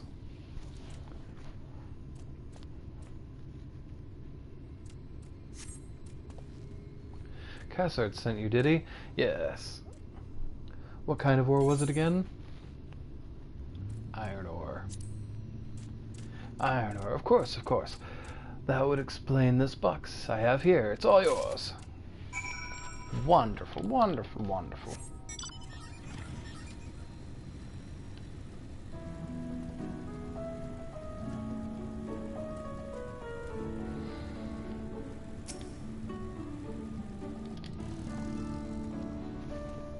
Don't tell me you've been around the entire market already. Si, senor. I have made my rounds. Aye, that's the lot. Alright, good work. And quick work, too, considering you've not set foot in the place before. I'd thought you one to sit in the city like the Exart, but something tells me you're not a stranger to visiting strange lands. Unfortunately, your efficiency presents somewhat of a problem. I had hoped to conclude all my business before you returned, but it seems there's been some confusion over one of the orders I placed. I'll have to drag in some middlemen and sort out this mess. I'm sorry to make you sit around and twiddle your thumbs. Cassard, it feels like an age since I last saw you.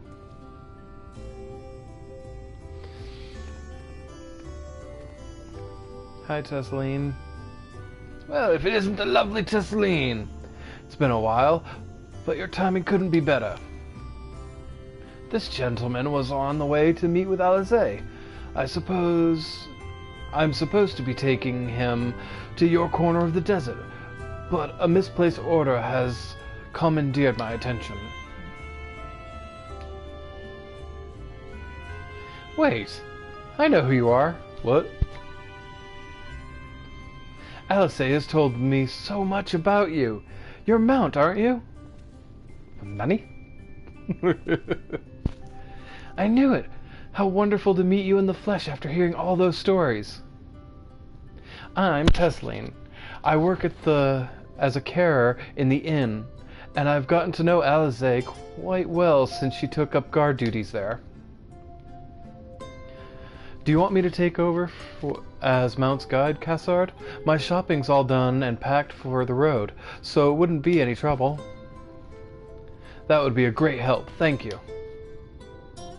Well, it looks like you'll be able to head straight out after all. My caravan and I will be in the area for a while yet. Seek me out if you've had your fill of Amarang, and I will send you back to the Crystarium. Rawr. Bum bum bum bum bum. Yay.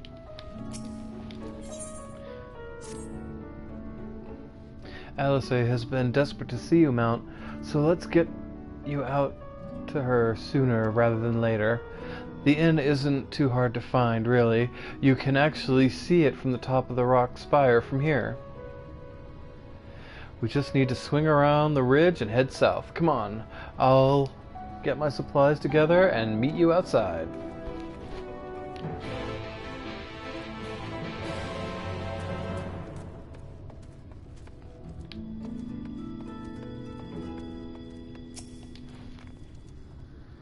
All set? Oh, I should probably mention the wildlife. While most of them will leave you be if you keep your distance, the local coyotes have learned to prey on folks heading home from the markets. I can usually swing a sword well enough to fend them off, but I may have loaded myself down with too many bargains today. Do you think you can handle the beasts that try to make a meal of us? Yes. I thought you might. Alice was always saying how much you... let's get going, shall we?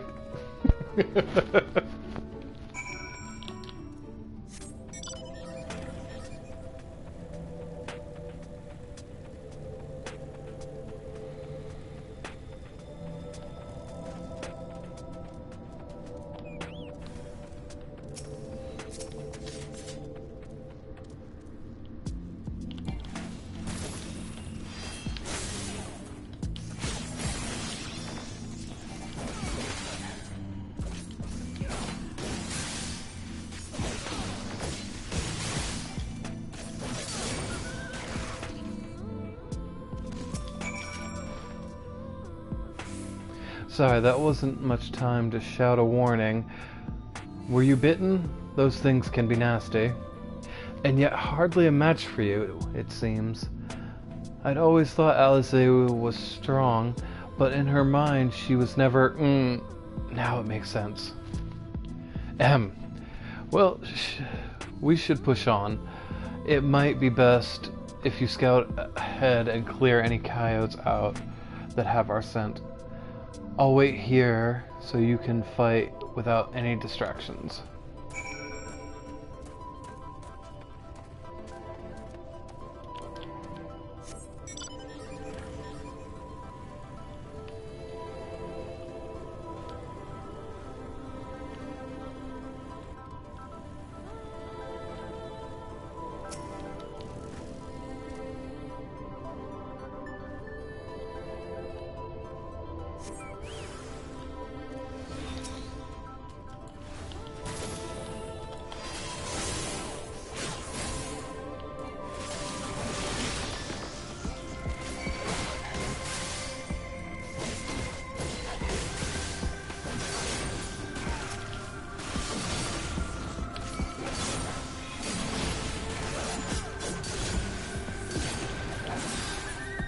Yeah.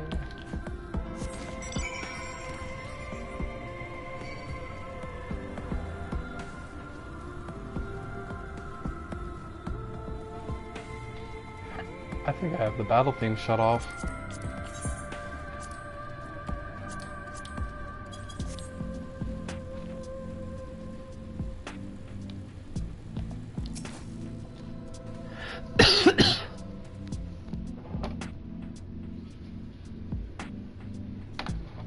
Oh, thank goodness you're back. I could hear the howling, snarling from here, frightening creatures. Let's hope the rest have seen your handiwork and know to avoid us now. I know to get these supplies back to the inn.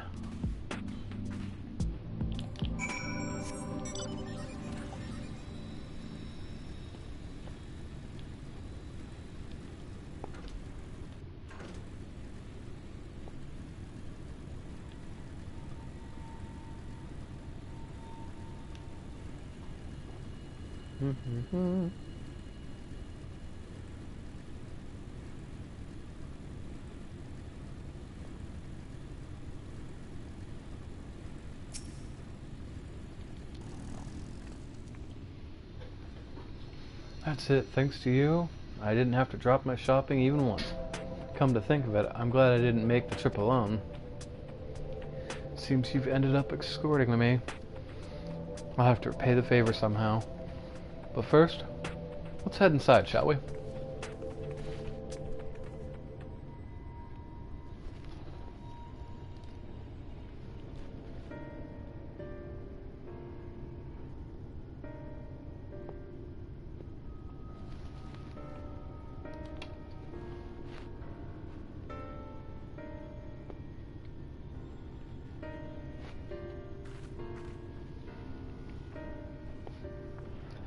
Welcome to the inn at Journey's Head. You might be our first visitor from the Crystarium since Alize arrived. It's not much, but it's home for the afflicted and a handful of carers. The afflicted?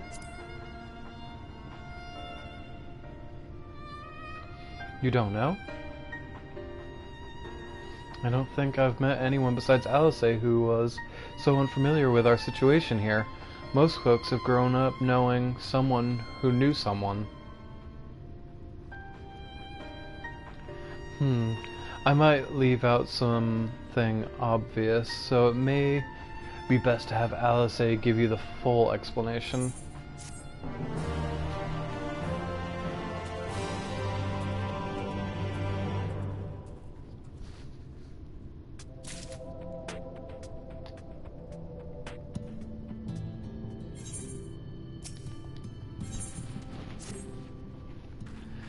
Now, where is she?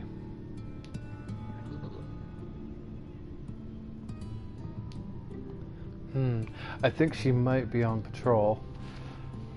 You could wait, I suppose, but why not go and surprise her? She usually takes a look at things from the watchtower first, so you might be able to catch her there. It's not far. Head out south and you'll see it soon enough. I'll stay behind in case she comes back while you're gone.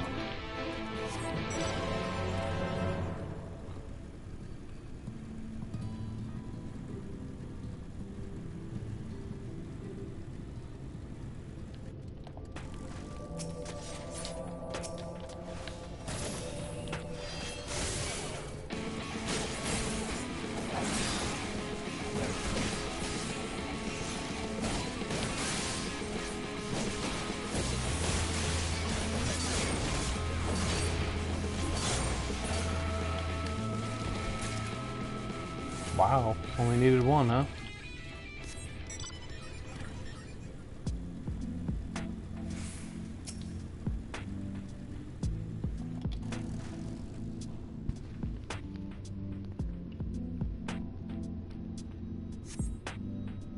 Alice is nowhere to be seen, but you soon spot fresh footprints on the ground, and they look about the right size.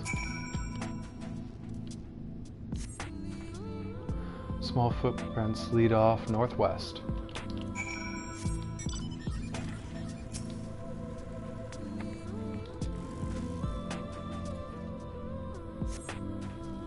The footprints continue on northwest.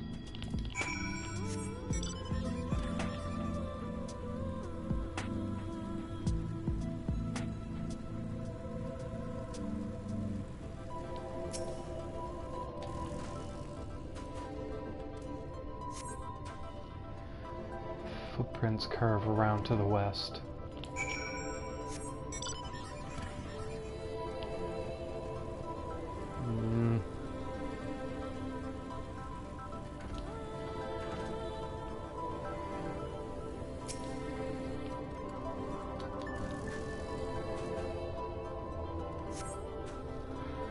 There are more tracks here, but they end in a mess of disrupted sand.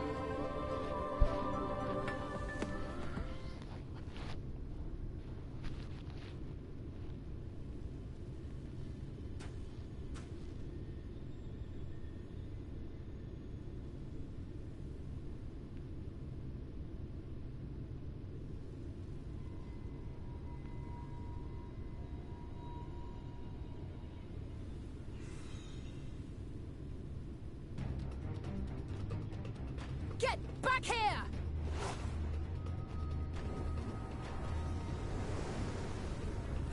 Is that... It can't be.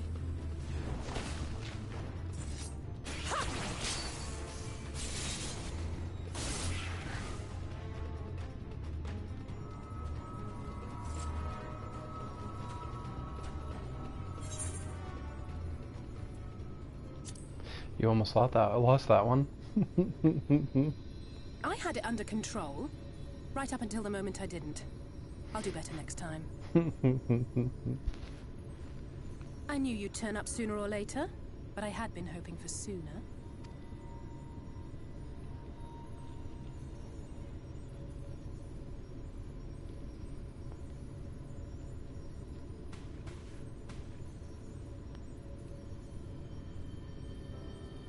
how are you?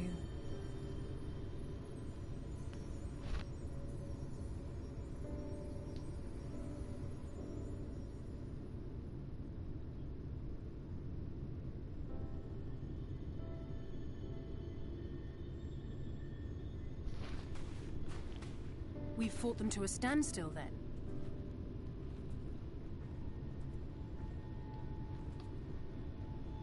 The Exarch did say that the Empire seemed to have drawn back when he last looked in on the source. But without knowing for sure how fast time was passing there, I couldn't help worrying that a lot might have happened since then. I'm heartily relieved to hear that it hasn't, just as Alphino must have been. As you can imagine, both he and Urianger were desperate to hear the news from home when I arrived. I haven't actually seen Thancred and Y'shtola yet, but they will have heard all the latest developments from the Exarch by now, or should have at least.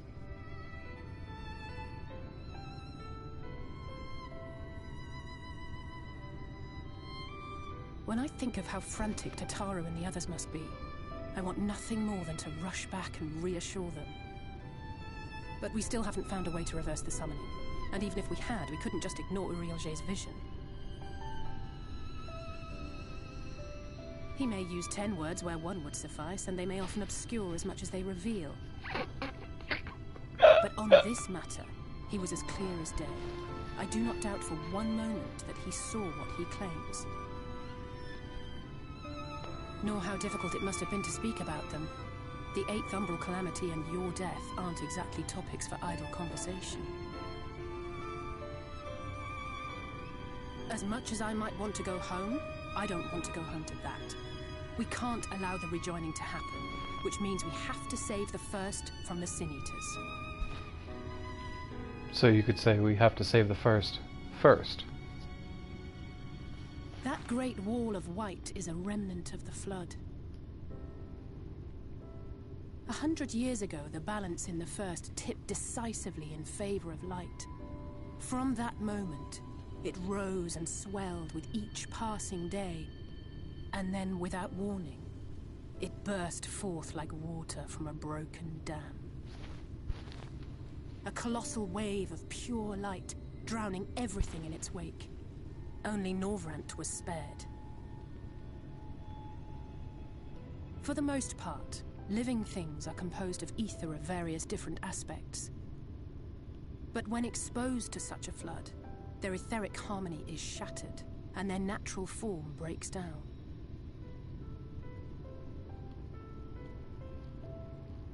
Then they either perish, or are warped into mindless abominations.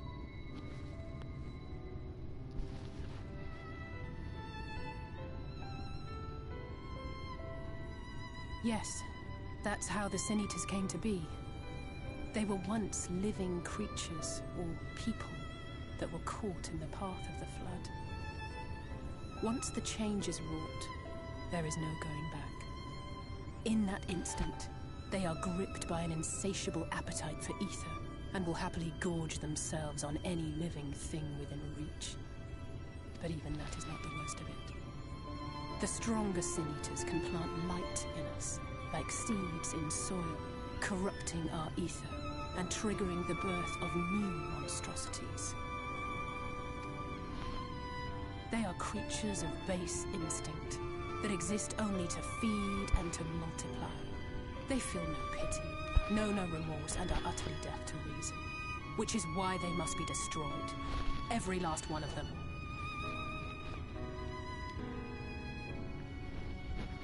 The infirmary is full of the Sin Eaters' victims, left here to spend their final hours waiting for the change to overtake them.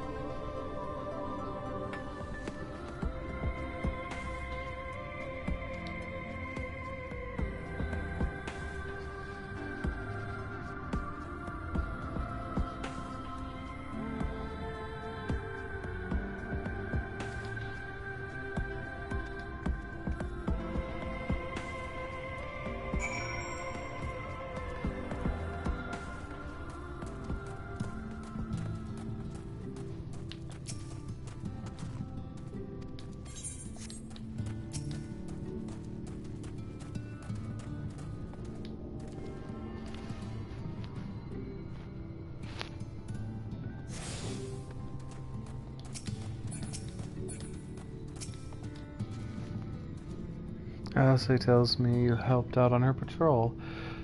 You have our thanks, and my apologies for leading you from one battle to another ever since the moment we met. In any case, I'm glad to see you two found each other. You have no idea how badly Alice has missed your company. Everything is always Mount this, and if Mount were here, he would. That's an exaggeration. And I don't sound like that either. I was simply trying to view matters from another perspective, and I respect Mount's methods. Honestly, after seeing him in action, I can understand why. The way he leaps from fray without hesitation is really something to behold. I might be a little smitten myself. Gasp. I'm only teasing, though I no doubt he deserves all the admiration he gets, just as you do. Sweet, I leveled up.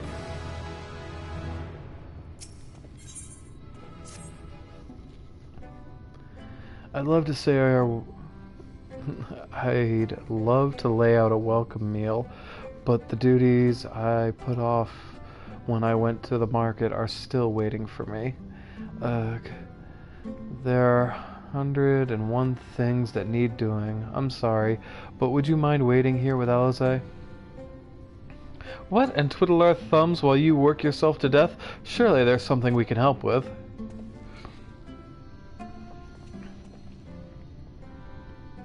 I could do with a hand, it is true.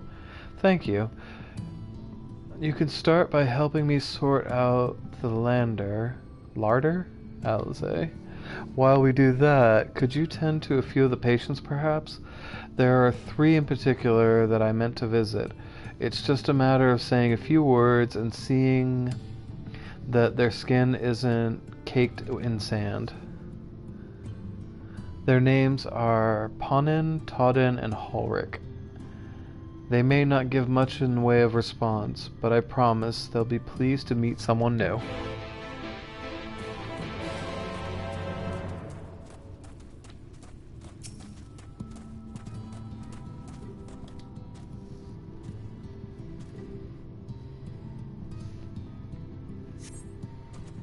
Thank you.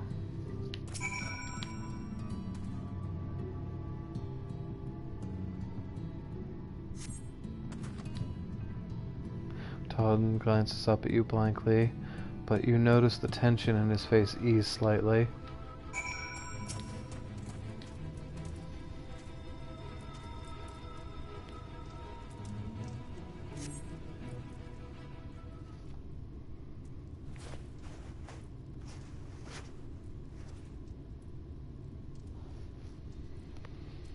Ulrich remains utterly still as you wipe the sand from his cheek. The texture of his skin has hardened into something akin to plaster.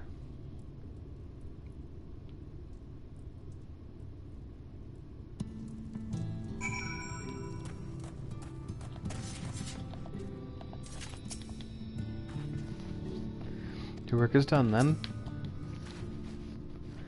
You've seen to the patients? How are they? Good, that's good. I knew they would enjoy meeting you. I'm concerned about Hulric, though. I have to speak with the other carers, but I think his time is maybe near. We shall leave you to that discussion then. I was going to take Mount to Mordscourt if you have any errands there that need doing.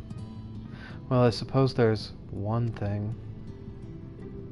Would you pick up a nectarine from the markets, please? Cassard's Cavern just passed through, so Ronron should have some fresh fruit. Come then, Mount. There's something I want you to see, right after we stop at Ronron's shop, of course.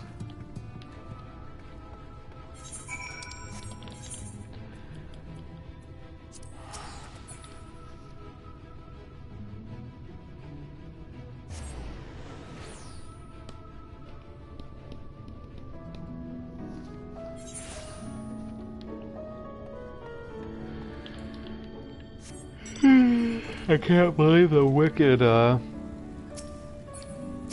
second wind I got, I was certain I'd be passing out by now. Oh, back again, are you?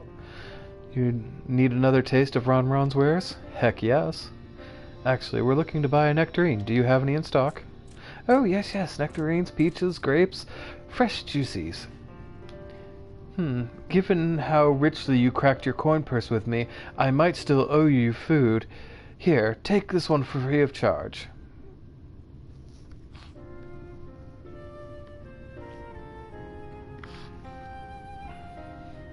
Gods, I've never seen a moored merchant give away something for nothing before. How much coin did you spend here? Oh yes, I'll take a jar of honeyed worms as well. Oh no, they're not for me. It's an offering of sorts. The worms, if you please. Only the best wrigglers come again, my friend. Right, that's the shopping chores taken care of. Let's head up past the Etherite in the main tower. I want to show you.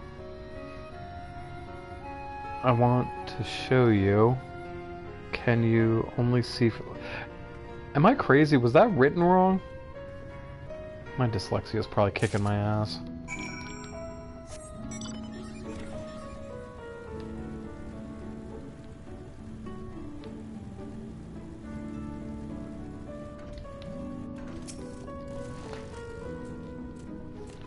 Here are your precious worms. This buys us a trip to the top of the tower, does it not? Glazed wrigglers, you actually brought them.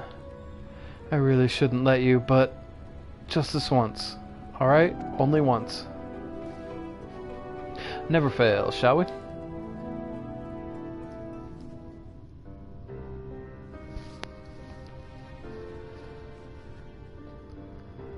wonder if this is a talkie.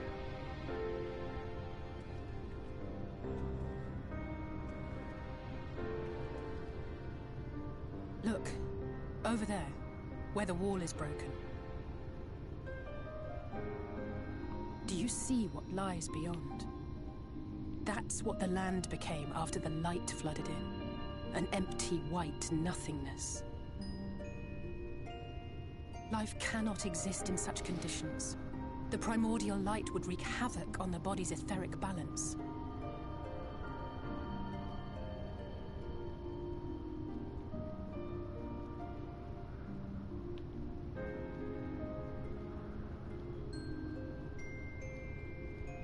That nectarine you bought, it's Halric's favorite fruit.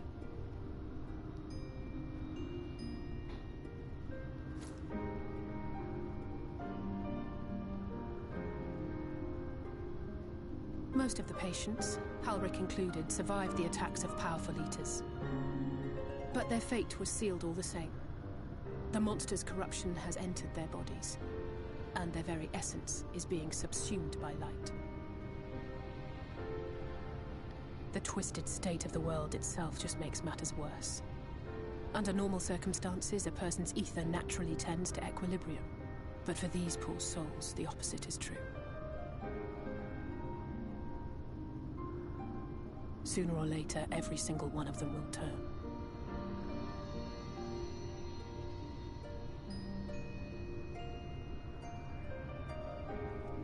Tesleen and the patients, they all know this.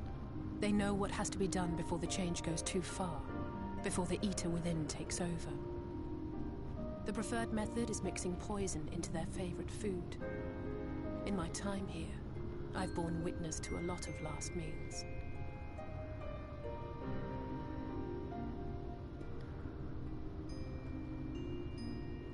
I feel just as helpless as before. No matter how hard I fight, it's never enough.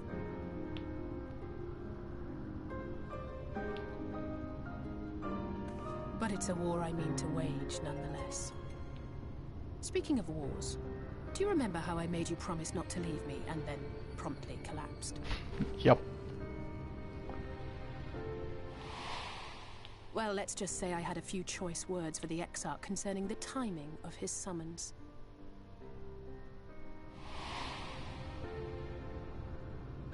But even if the fault lay with someone else, I couldn't shake the feeling that I'd abandon you on the battlefield. So I swore that I'd make up for my absence there by making a difference here. And that's what keeps me moving forward, even when things seem hopeless.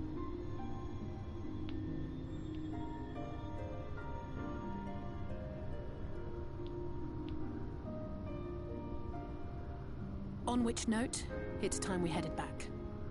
The longer we keep Tesleen waiting, the harder this will be for her.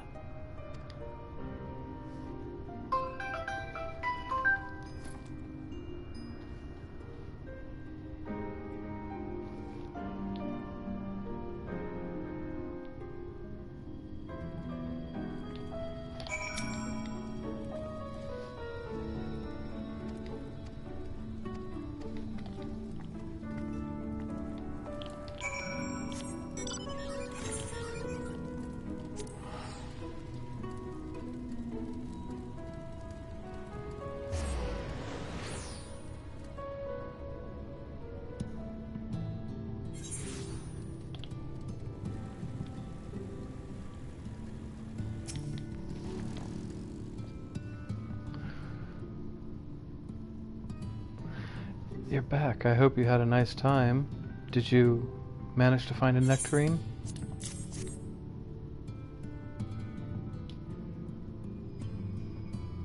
Thank you. Alice explained why I wanted this, has she? I can see it in your eyes. But we may not need it just yet. I spoke with the others and we've decided to keep an eye on Ulrich for now. Thanks to you, though. If his time does come suddenly, we will be ready to send him on his way with the taste of happier days.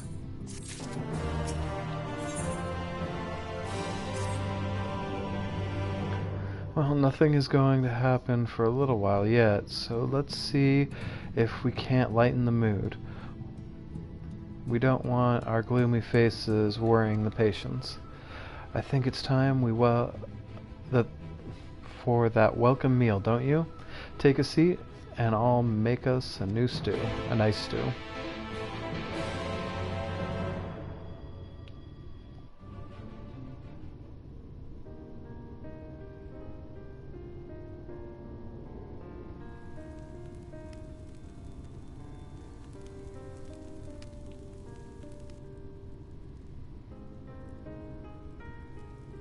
Speak up if you'd like another helping. I made a little bit more than usual today. And you've added something special to the broth, if I'm not mistaken. Aye, well, it's not often we have visitors from the Crystarium, so I may have thrown in a few extra bits and bobs.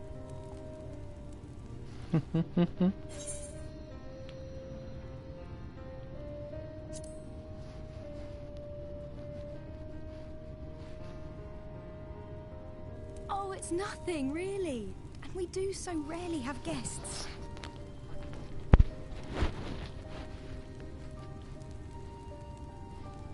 In a place like this, you learn to take what moments of happiness you can get.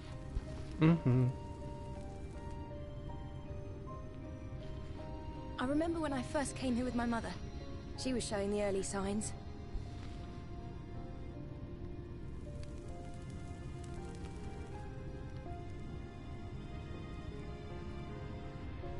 I knew there was no way to save her, but I just couldn't face what needed to be done.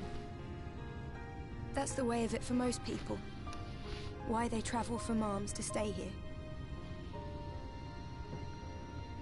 Beaten, broken souls come to wait out the inevitable, to receive the mercy of a painless death.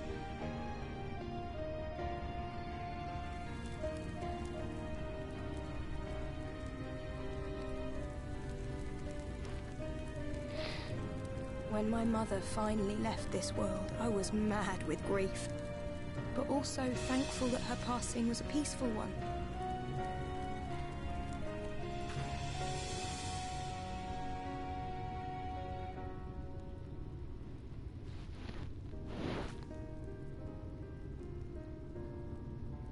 It's never easy, ending a life you've cared for, even when you believe they go on to a better place. I often find myself wishing the Warrior of Darkness would come and do that part for me. The Warrior of Darkness? You've never heard the tale? I'm not sure where it began, but every child in Norvrent could tell you a version of it.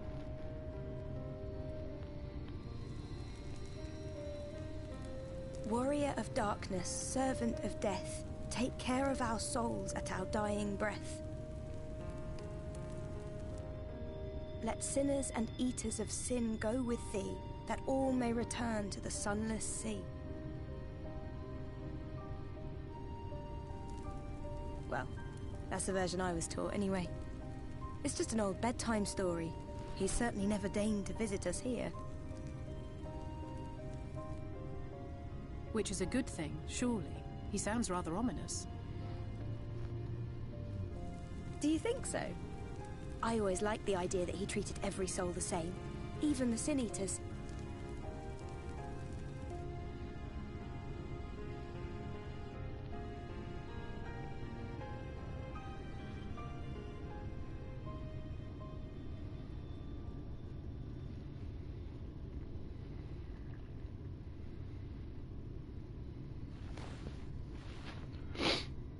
They're coming.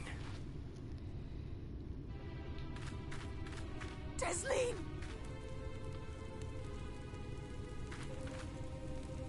Have you seen Halric?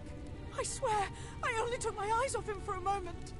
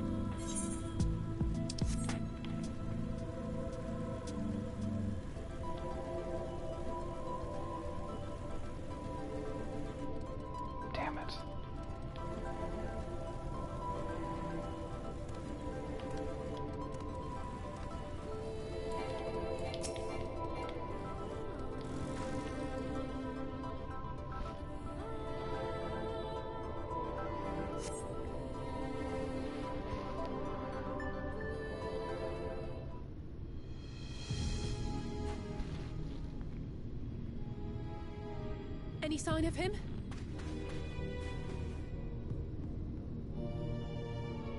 No luck then. But he surely can't have gone far. We should keep looking. The Sin Eaters are out in force, and if we don't find him soon, you can be sure they will.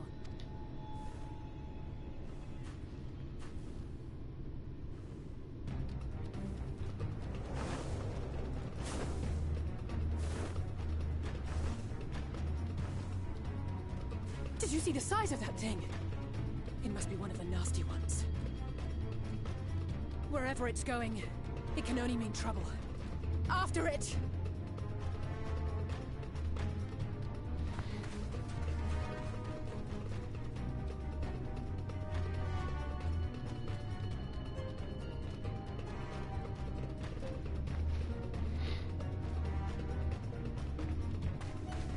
There it is! Is that... Oh no!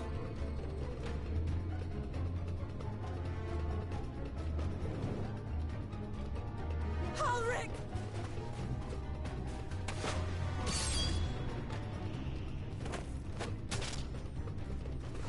We have to run!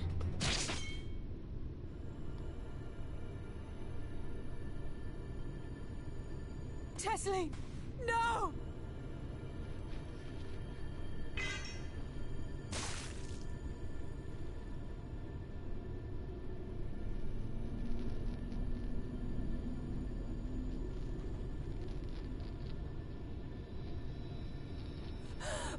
We all deserve happiness, wherever we can find it.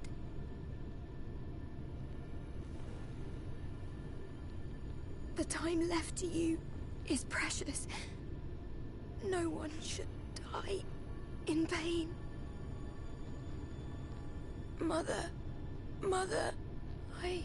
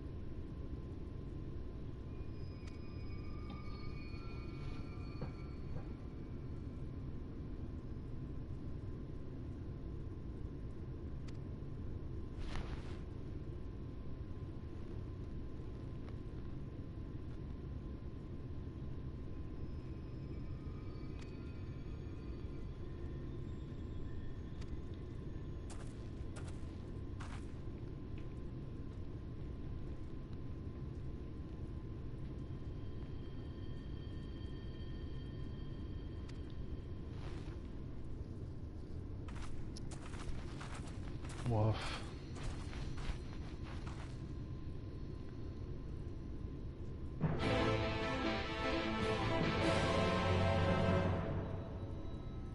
You notice how all of that was silent? That was some heavy shit. I don't even know how to feel. It bothers me to my core.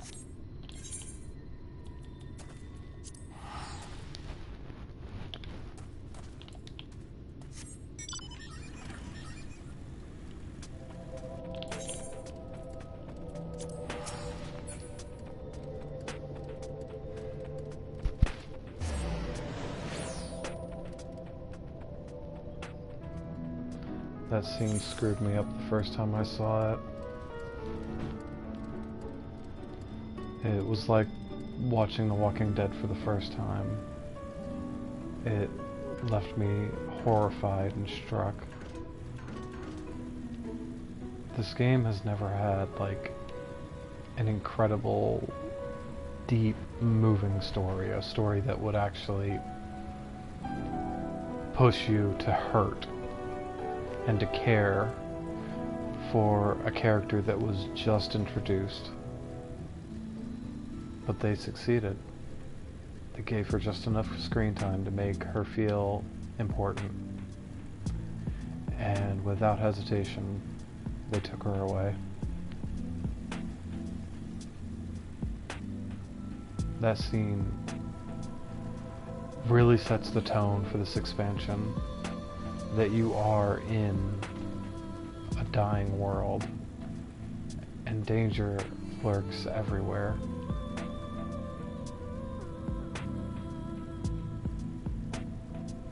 That even your closest ally could be killed in battle and taken from you.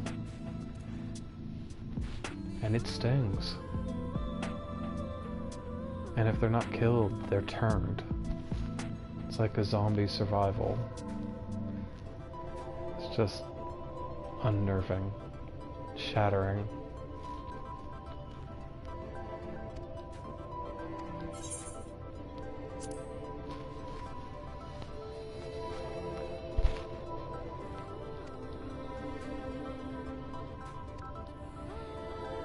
Oh, poor Alice.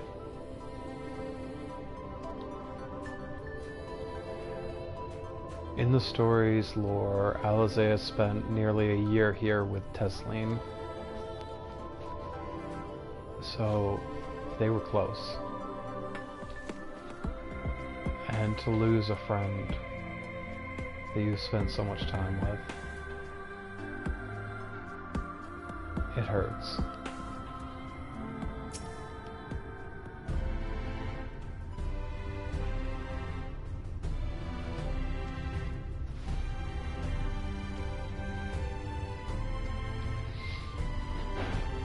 Oof.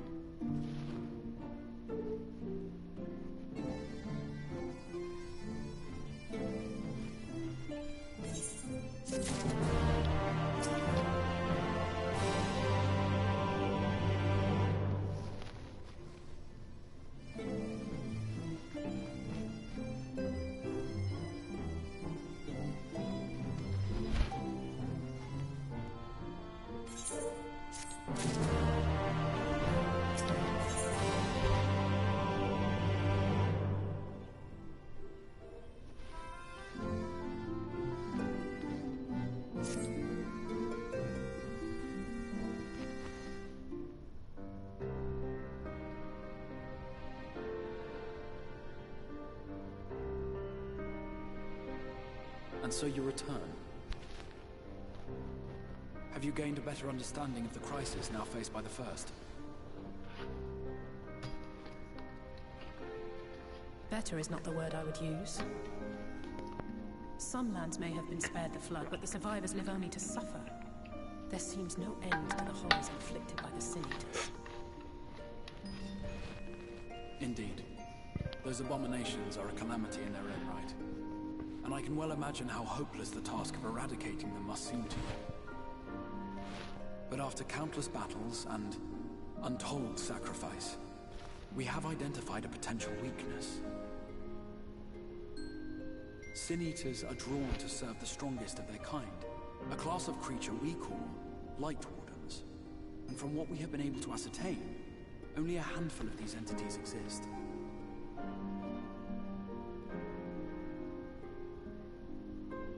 Just as an ant colony will perish in the absence of its queen, we believe that the death of a Light Warden will cause the lesser creatures within its sphere of influence to disperse.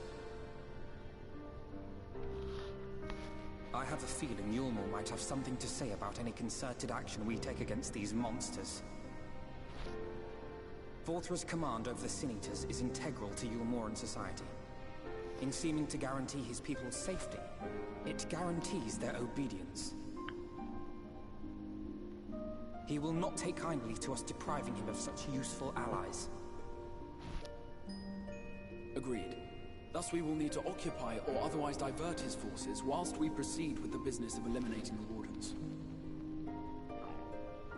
Until we have done so, all other considerations must be set aside if we are to forestall the 8th Umbral Calamity.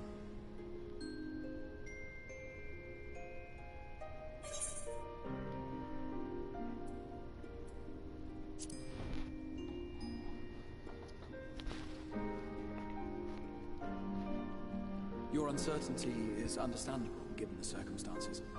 Perhaps a more detailed explanation is in order. To begin at the beginning, then.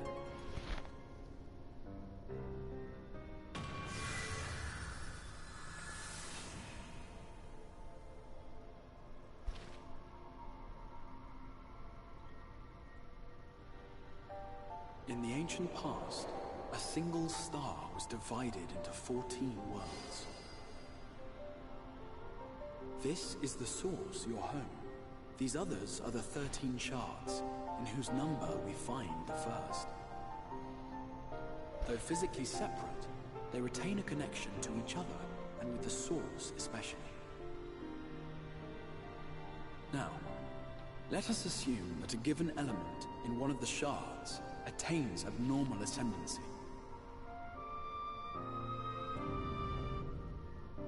Just as water will flow from the highest point to the lowest, the excess energy will begin trickling into the source.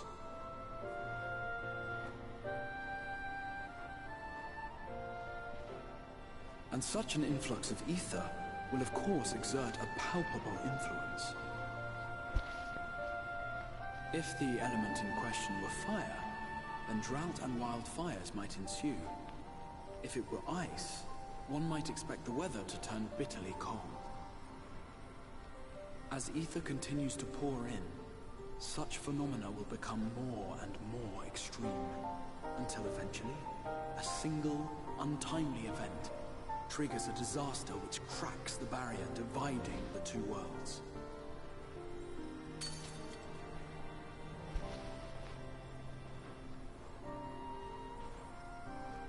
What was once a trickle now becomes a deluge, sweeping the shard along to be rejoined with the source.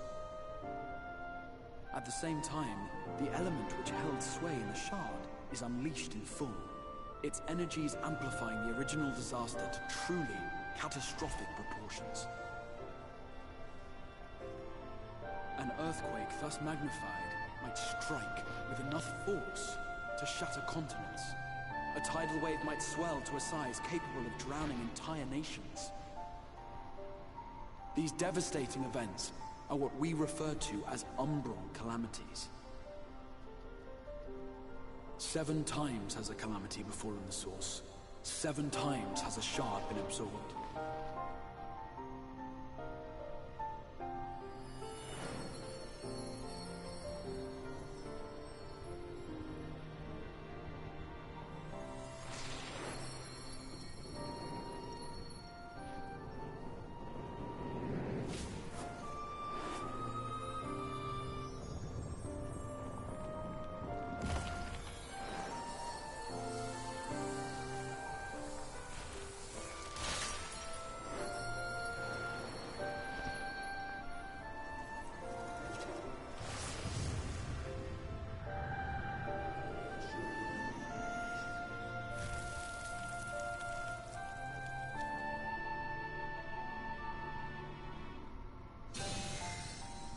At present, the light-drowned realm of the First stands perilously close to meeting the conditions for a rejoining. It is the Sin Eaters who are to blame for the Light's continued dominance. In addition to attracting their lesser kin, the Light Wardens I mentioned earlier radiate ether, saturating every corner of their territory with light. Even here in the flood-spared region of Northrend, their influence is strong enough to banish night from the sky. Thus, if we are to restore balance to the First and head off a potential calamity, it is imperative that we put each and every Light Warden to the sword. We've been doing our best to take the fight to the enemy ever since we first heard the Exarch's explanation. Though we have yet to claim any meaningful victories if truth be told. Apart from being confoundingly elusive, the Light Wardens possess a troublesome quality which compelled us to delay our plans until such time as you arrived.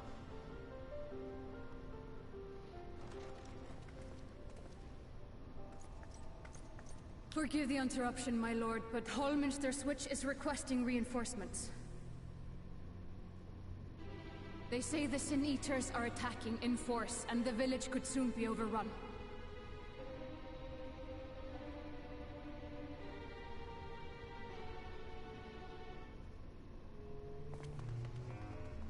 Alert the guard. We should be prepared in case the fighting reaches the Crystarium.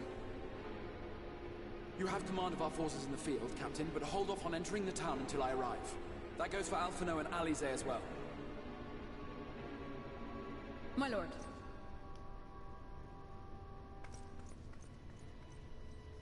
Pray, lend us your strength. Such a fight will provide you with far greater insight than any explanation I could offer.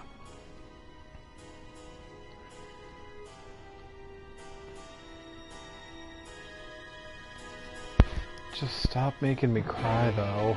Ugh. The feels, man. The fucking feels.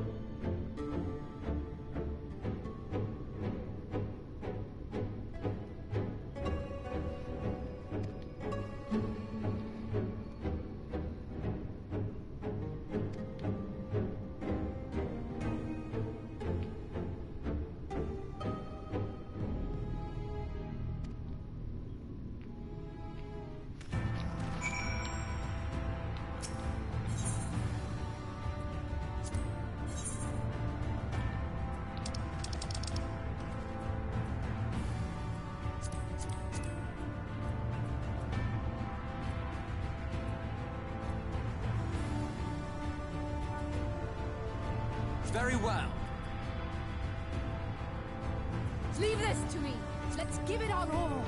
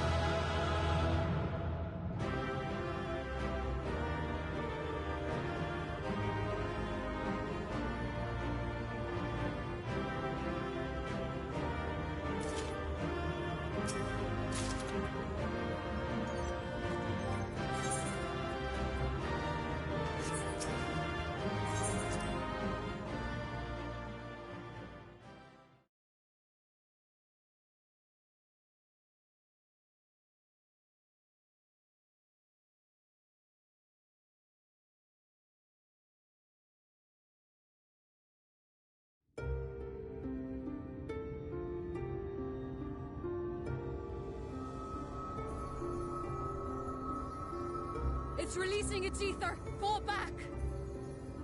We cannot let it touch us! Quickly, my lord, we must withdraw! That will not be necessary, Captain. Though I appreciate your concern. The eternal light of these creatures has confounded us for nigh on 100 years. For each we have put down, another has risen up in its place, born of the self-same ether relinquished by its predecessor. But now we have a way to contain that corruption.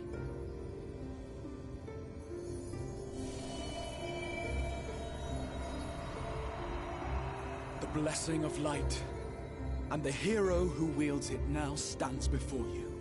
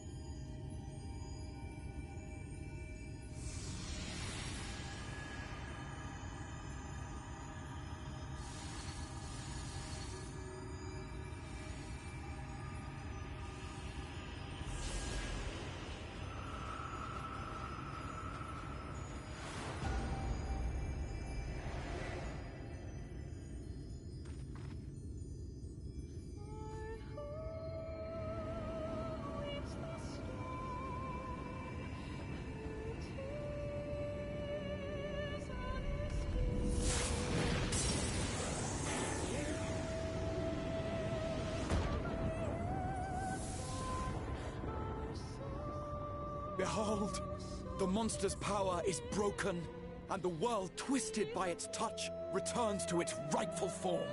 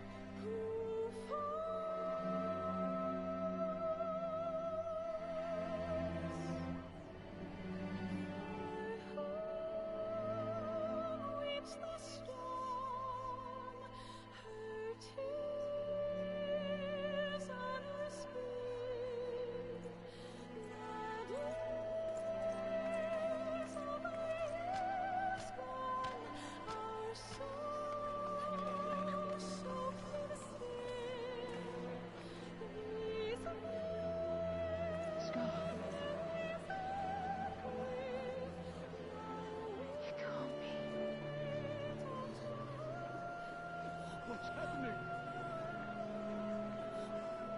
It's so beautiful.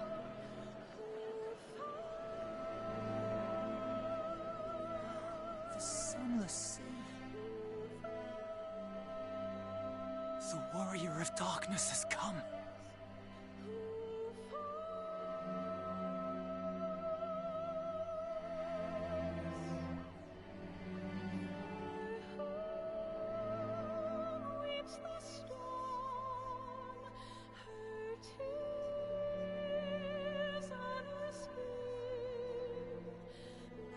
Is that what I think it is? The night sky, as it should be. Who are you people? You killed a warden, then bathed in its ether as if it were a spring shower, and now the sky? The legends are true.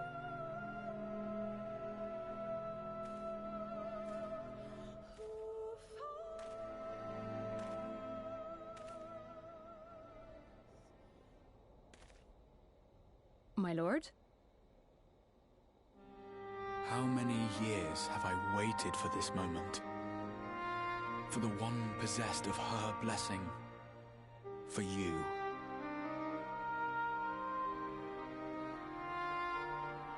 You have vanquished the Light Warden of Lakeland, and for the first time in a century, darkness has returned to the mantle of night. Without the ever-present light to sustain them, the Sin Eaters will have no choice but to retreat. Yet our victory is far from complete. Though darkness has fallen here, The other wardens yet bask beneath burning skies, feasting upon what little life remains. Even should it cost me all I have, I would see each and every one of them slain, that this world might be spared from oblivion. Not only for the first, but for the source as well. Save one, and we save the other. But, be that as it may, I concede it was wrong of me to summon you to this fight against your will. I swear, on my life, I will one day atone for that deed, but for the present, I beg you stay and see this fight to its conclusion. Cast down the wardens and restore darkness to the first.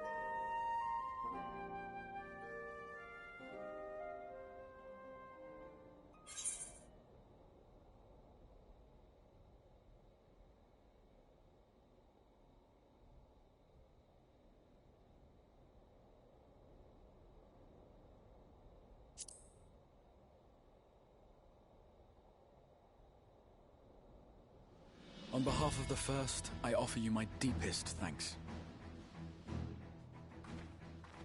I understand there is much at stake here, Exile, but why do you risk yourself so readily? It must have been a dangerous drain on your ether to summon even one person across the rift. I do it for my people, of course. To give the Crystarium the tomorrow it deserves. That is true now, yes, but the city had yet to be built when you first called forth the Crystal Tower. I'm simply curious to know what prompted you to commit yourself so completely to this particular course.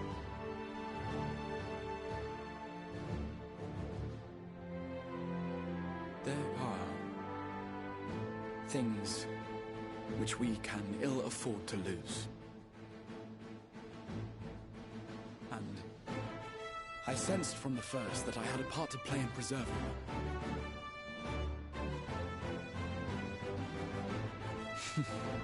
Forgive me. I fear the events of the day may have taken their toll. Despite appearances, I am an old man. One burdened with many difficult memories, some too painful to recall.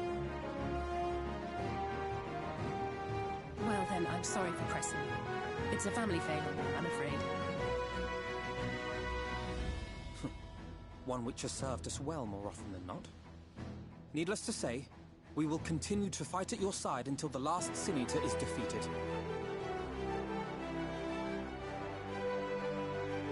Come then, my warriors of darkness. Let us gather the surviving villages and make our way back to the Crystarium.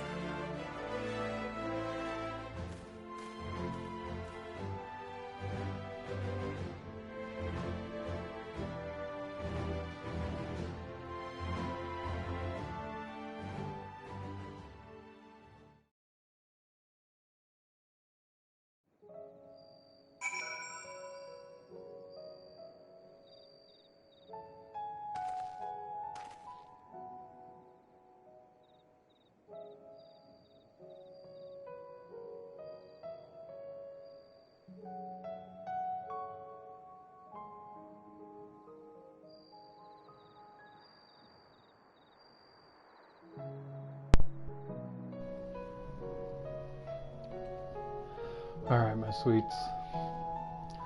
After a long dungeon and a bunch of really good cutscenes, this is where I'm going to call it for now.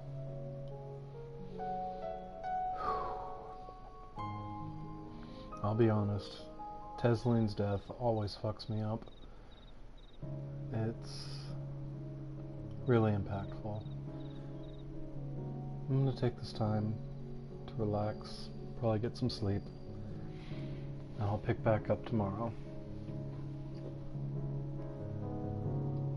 As always, thank you for tuning in, and I'll see you next time.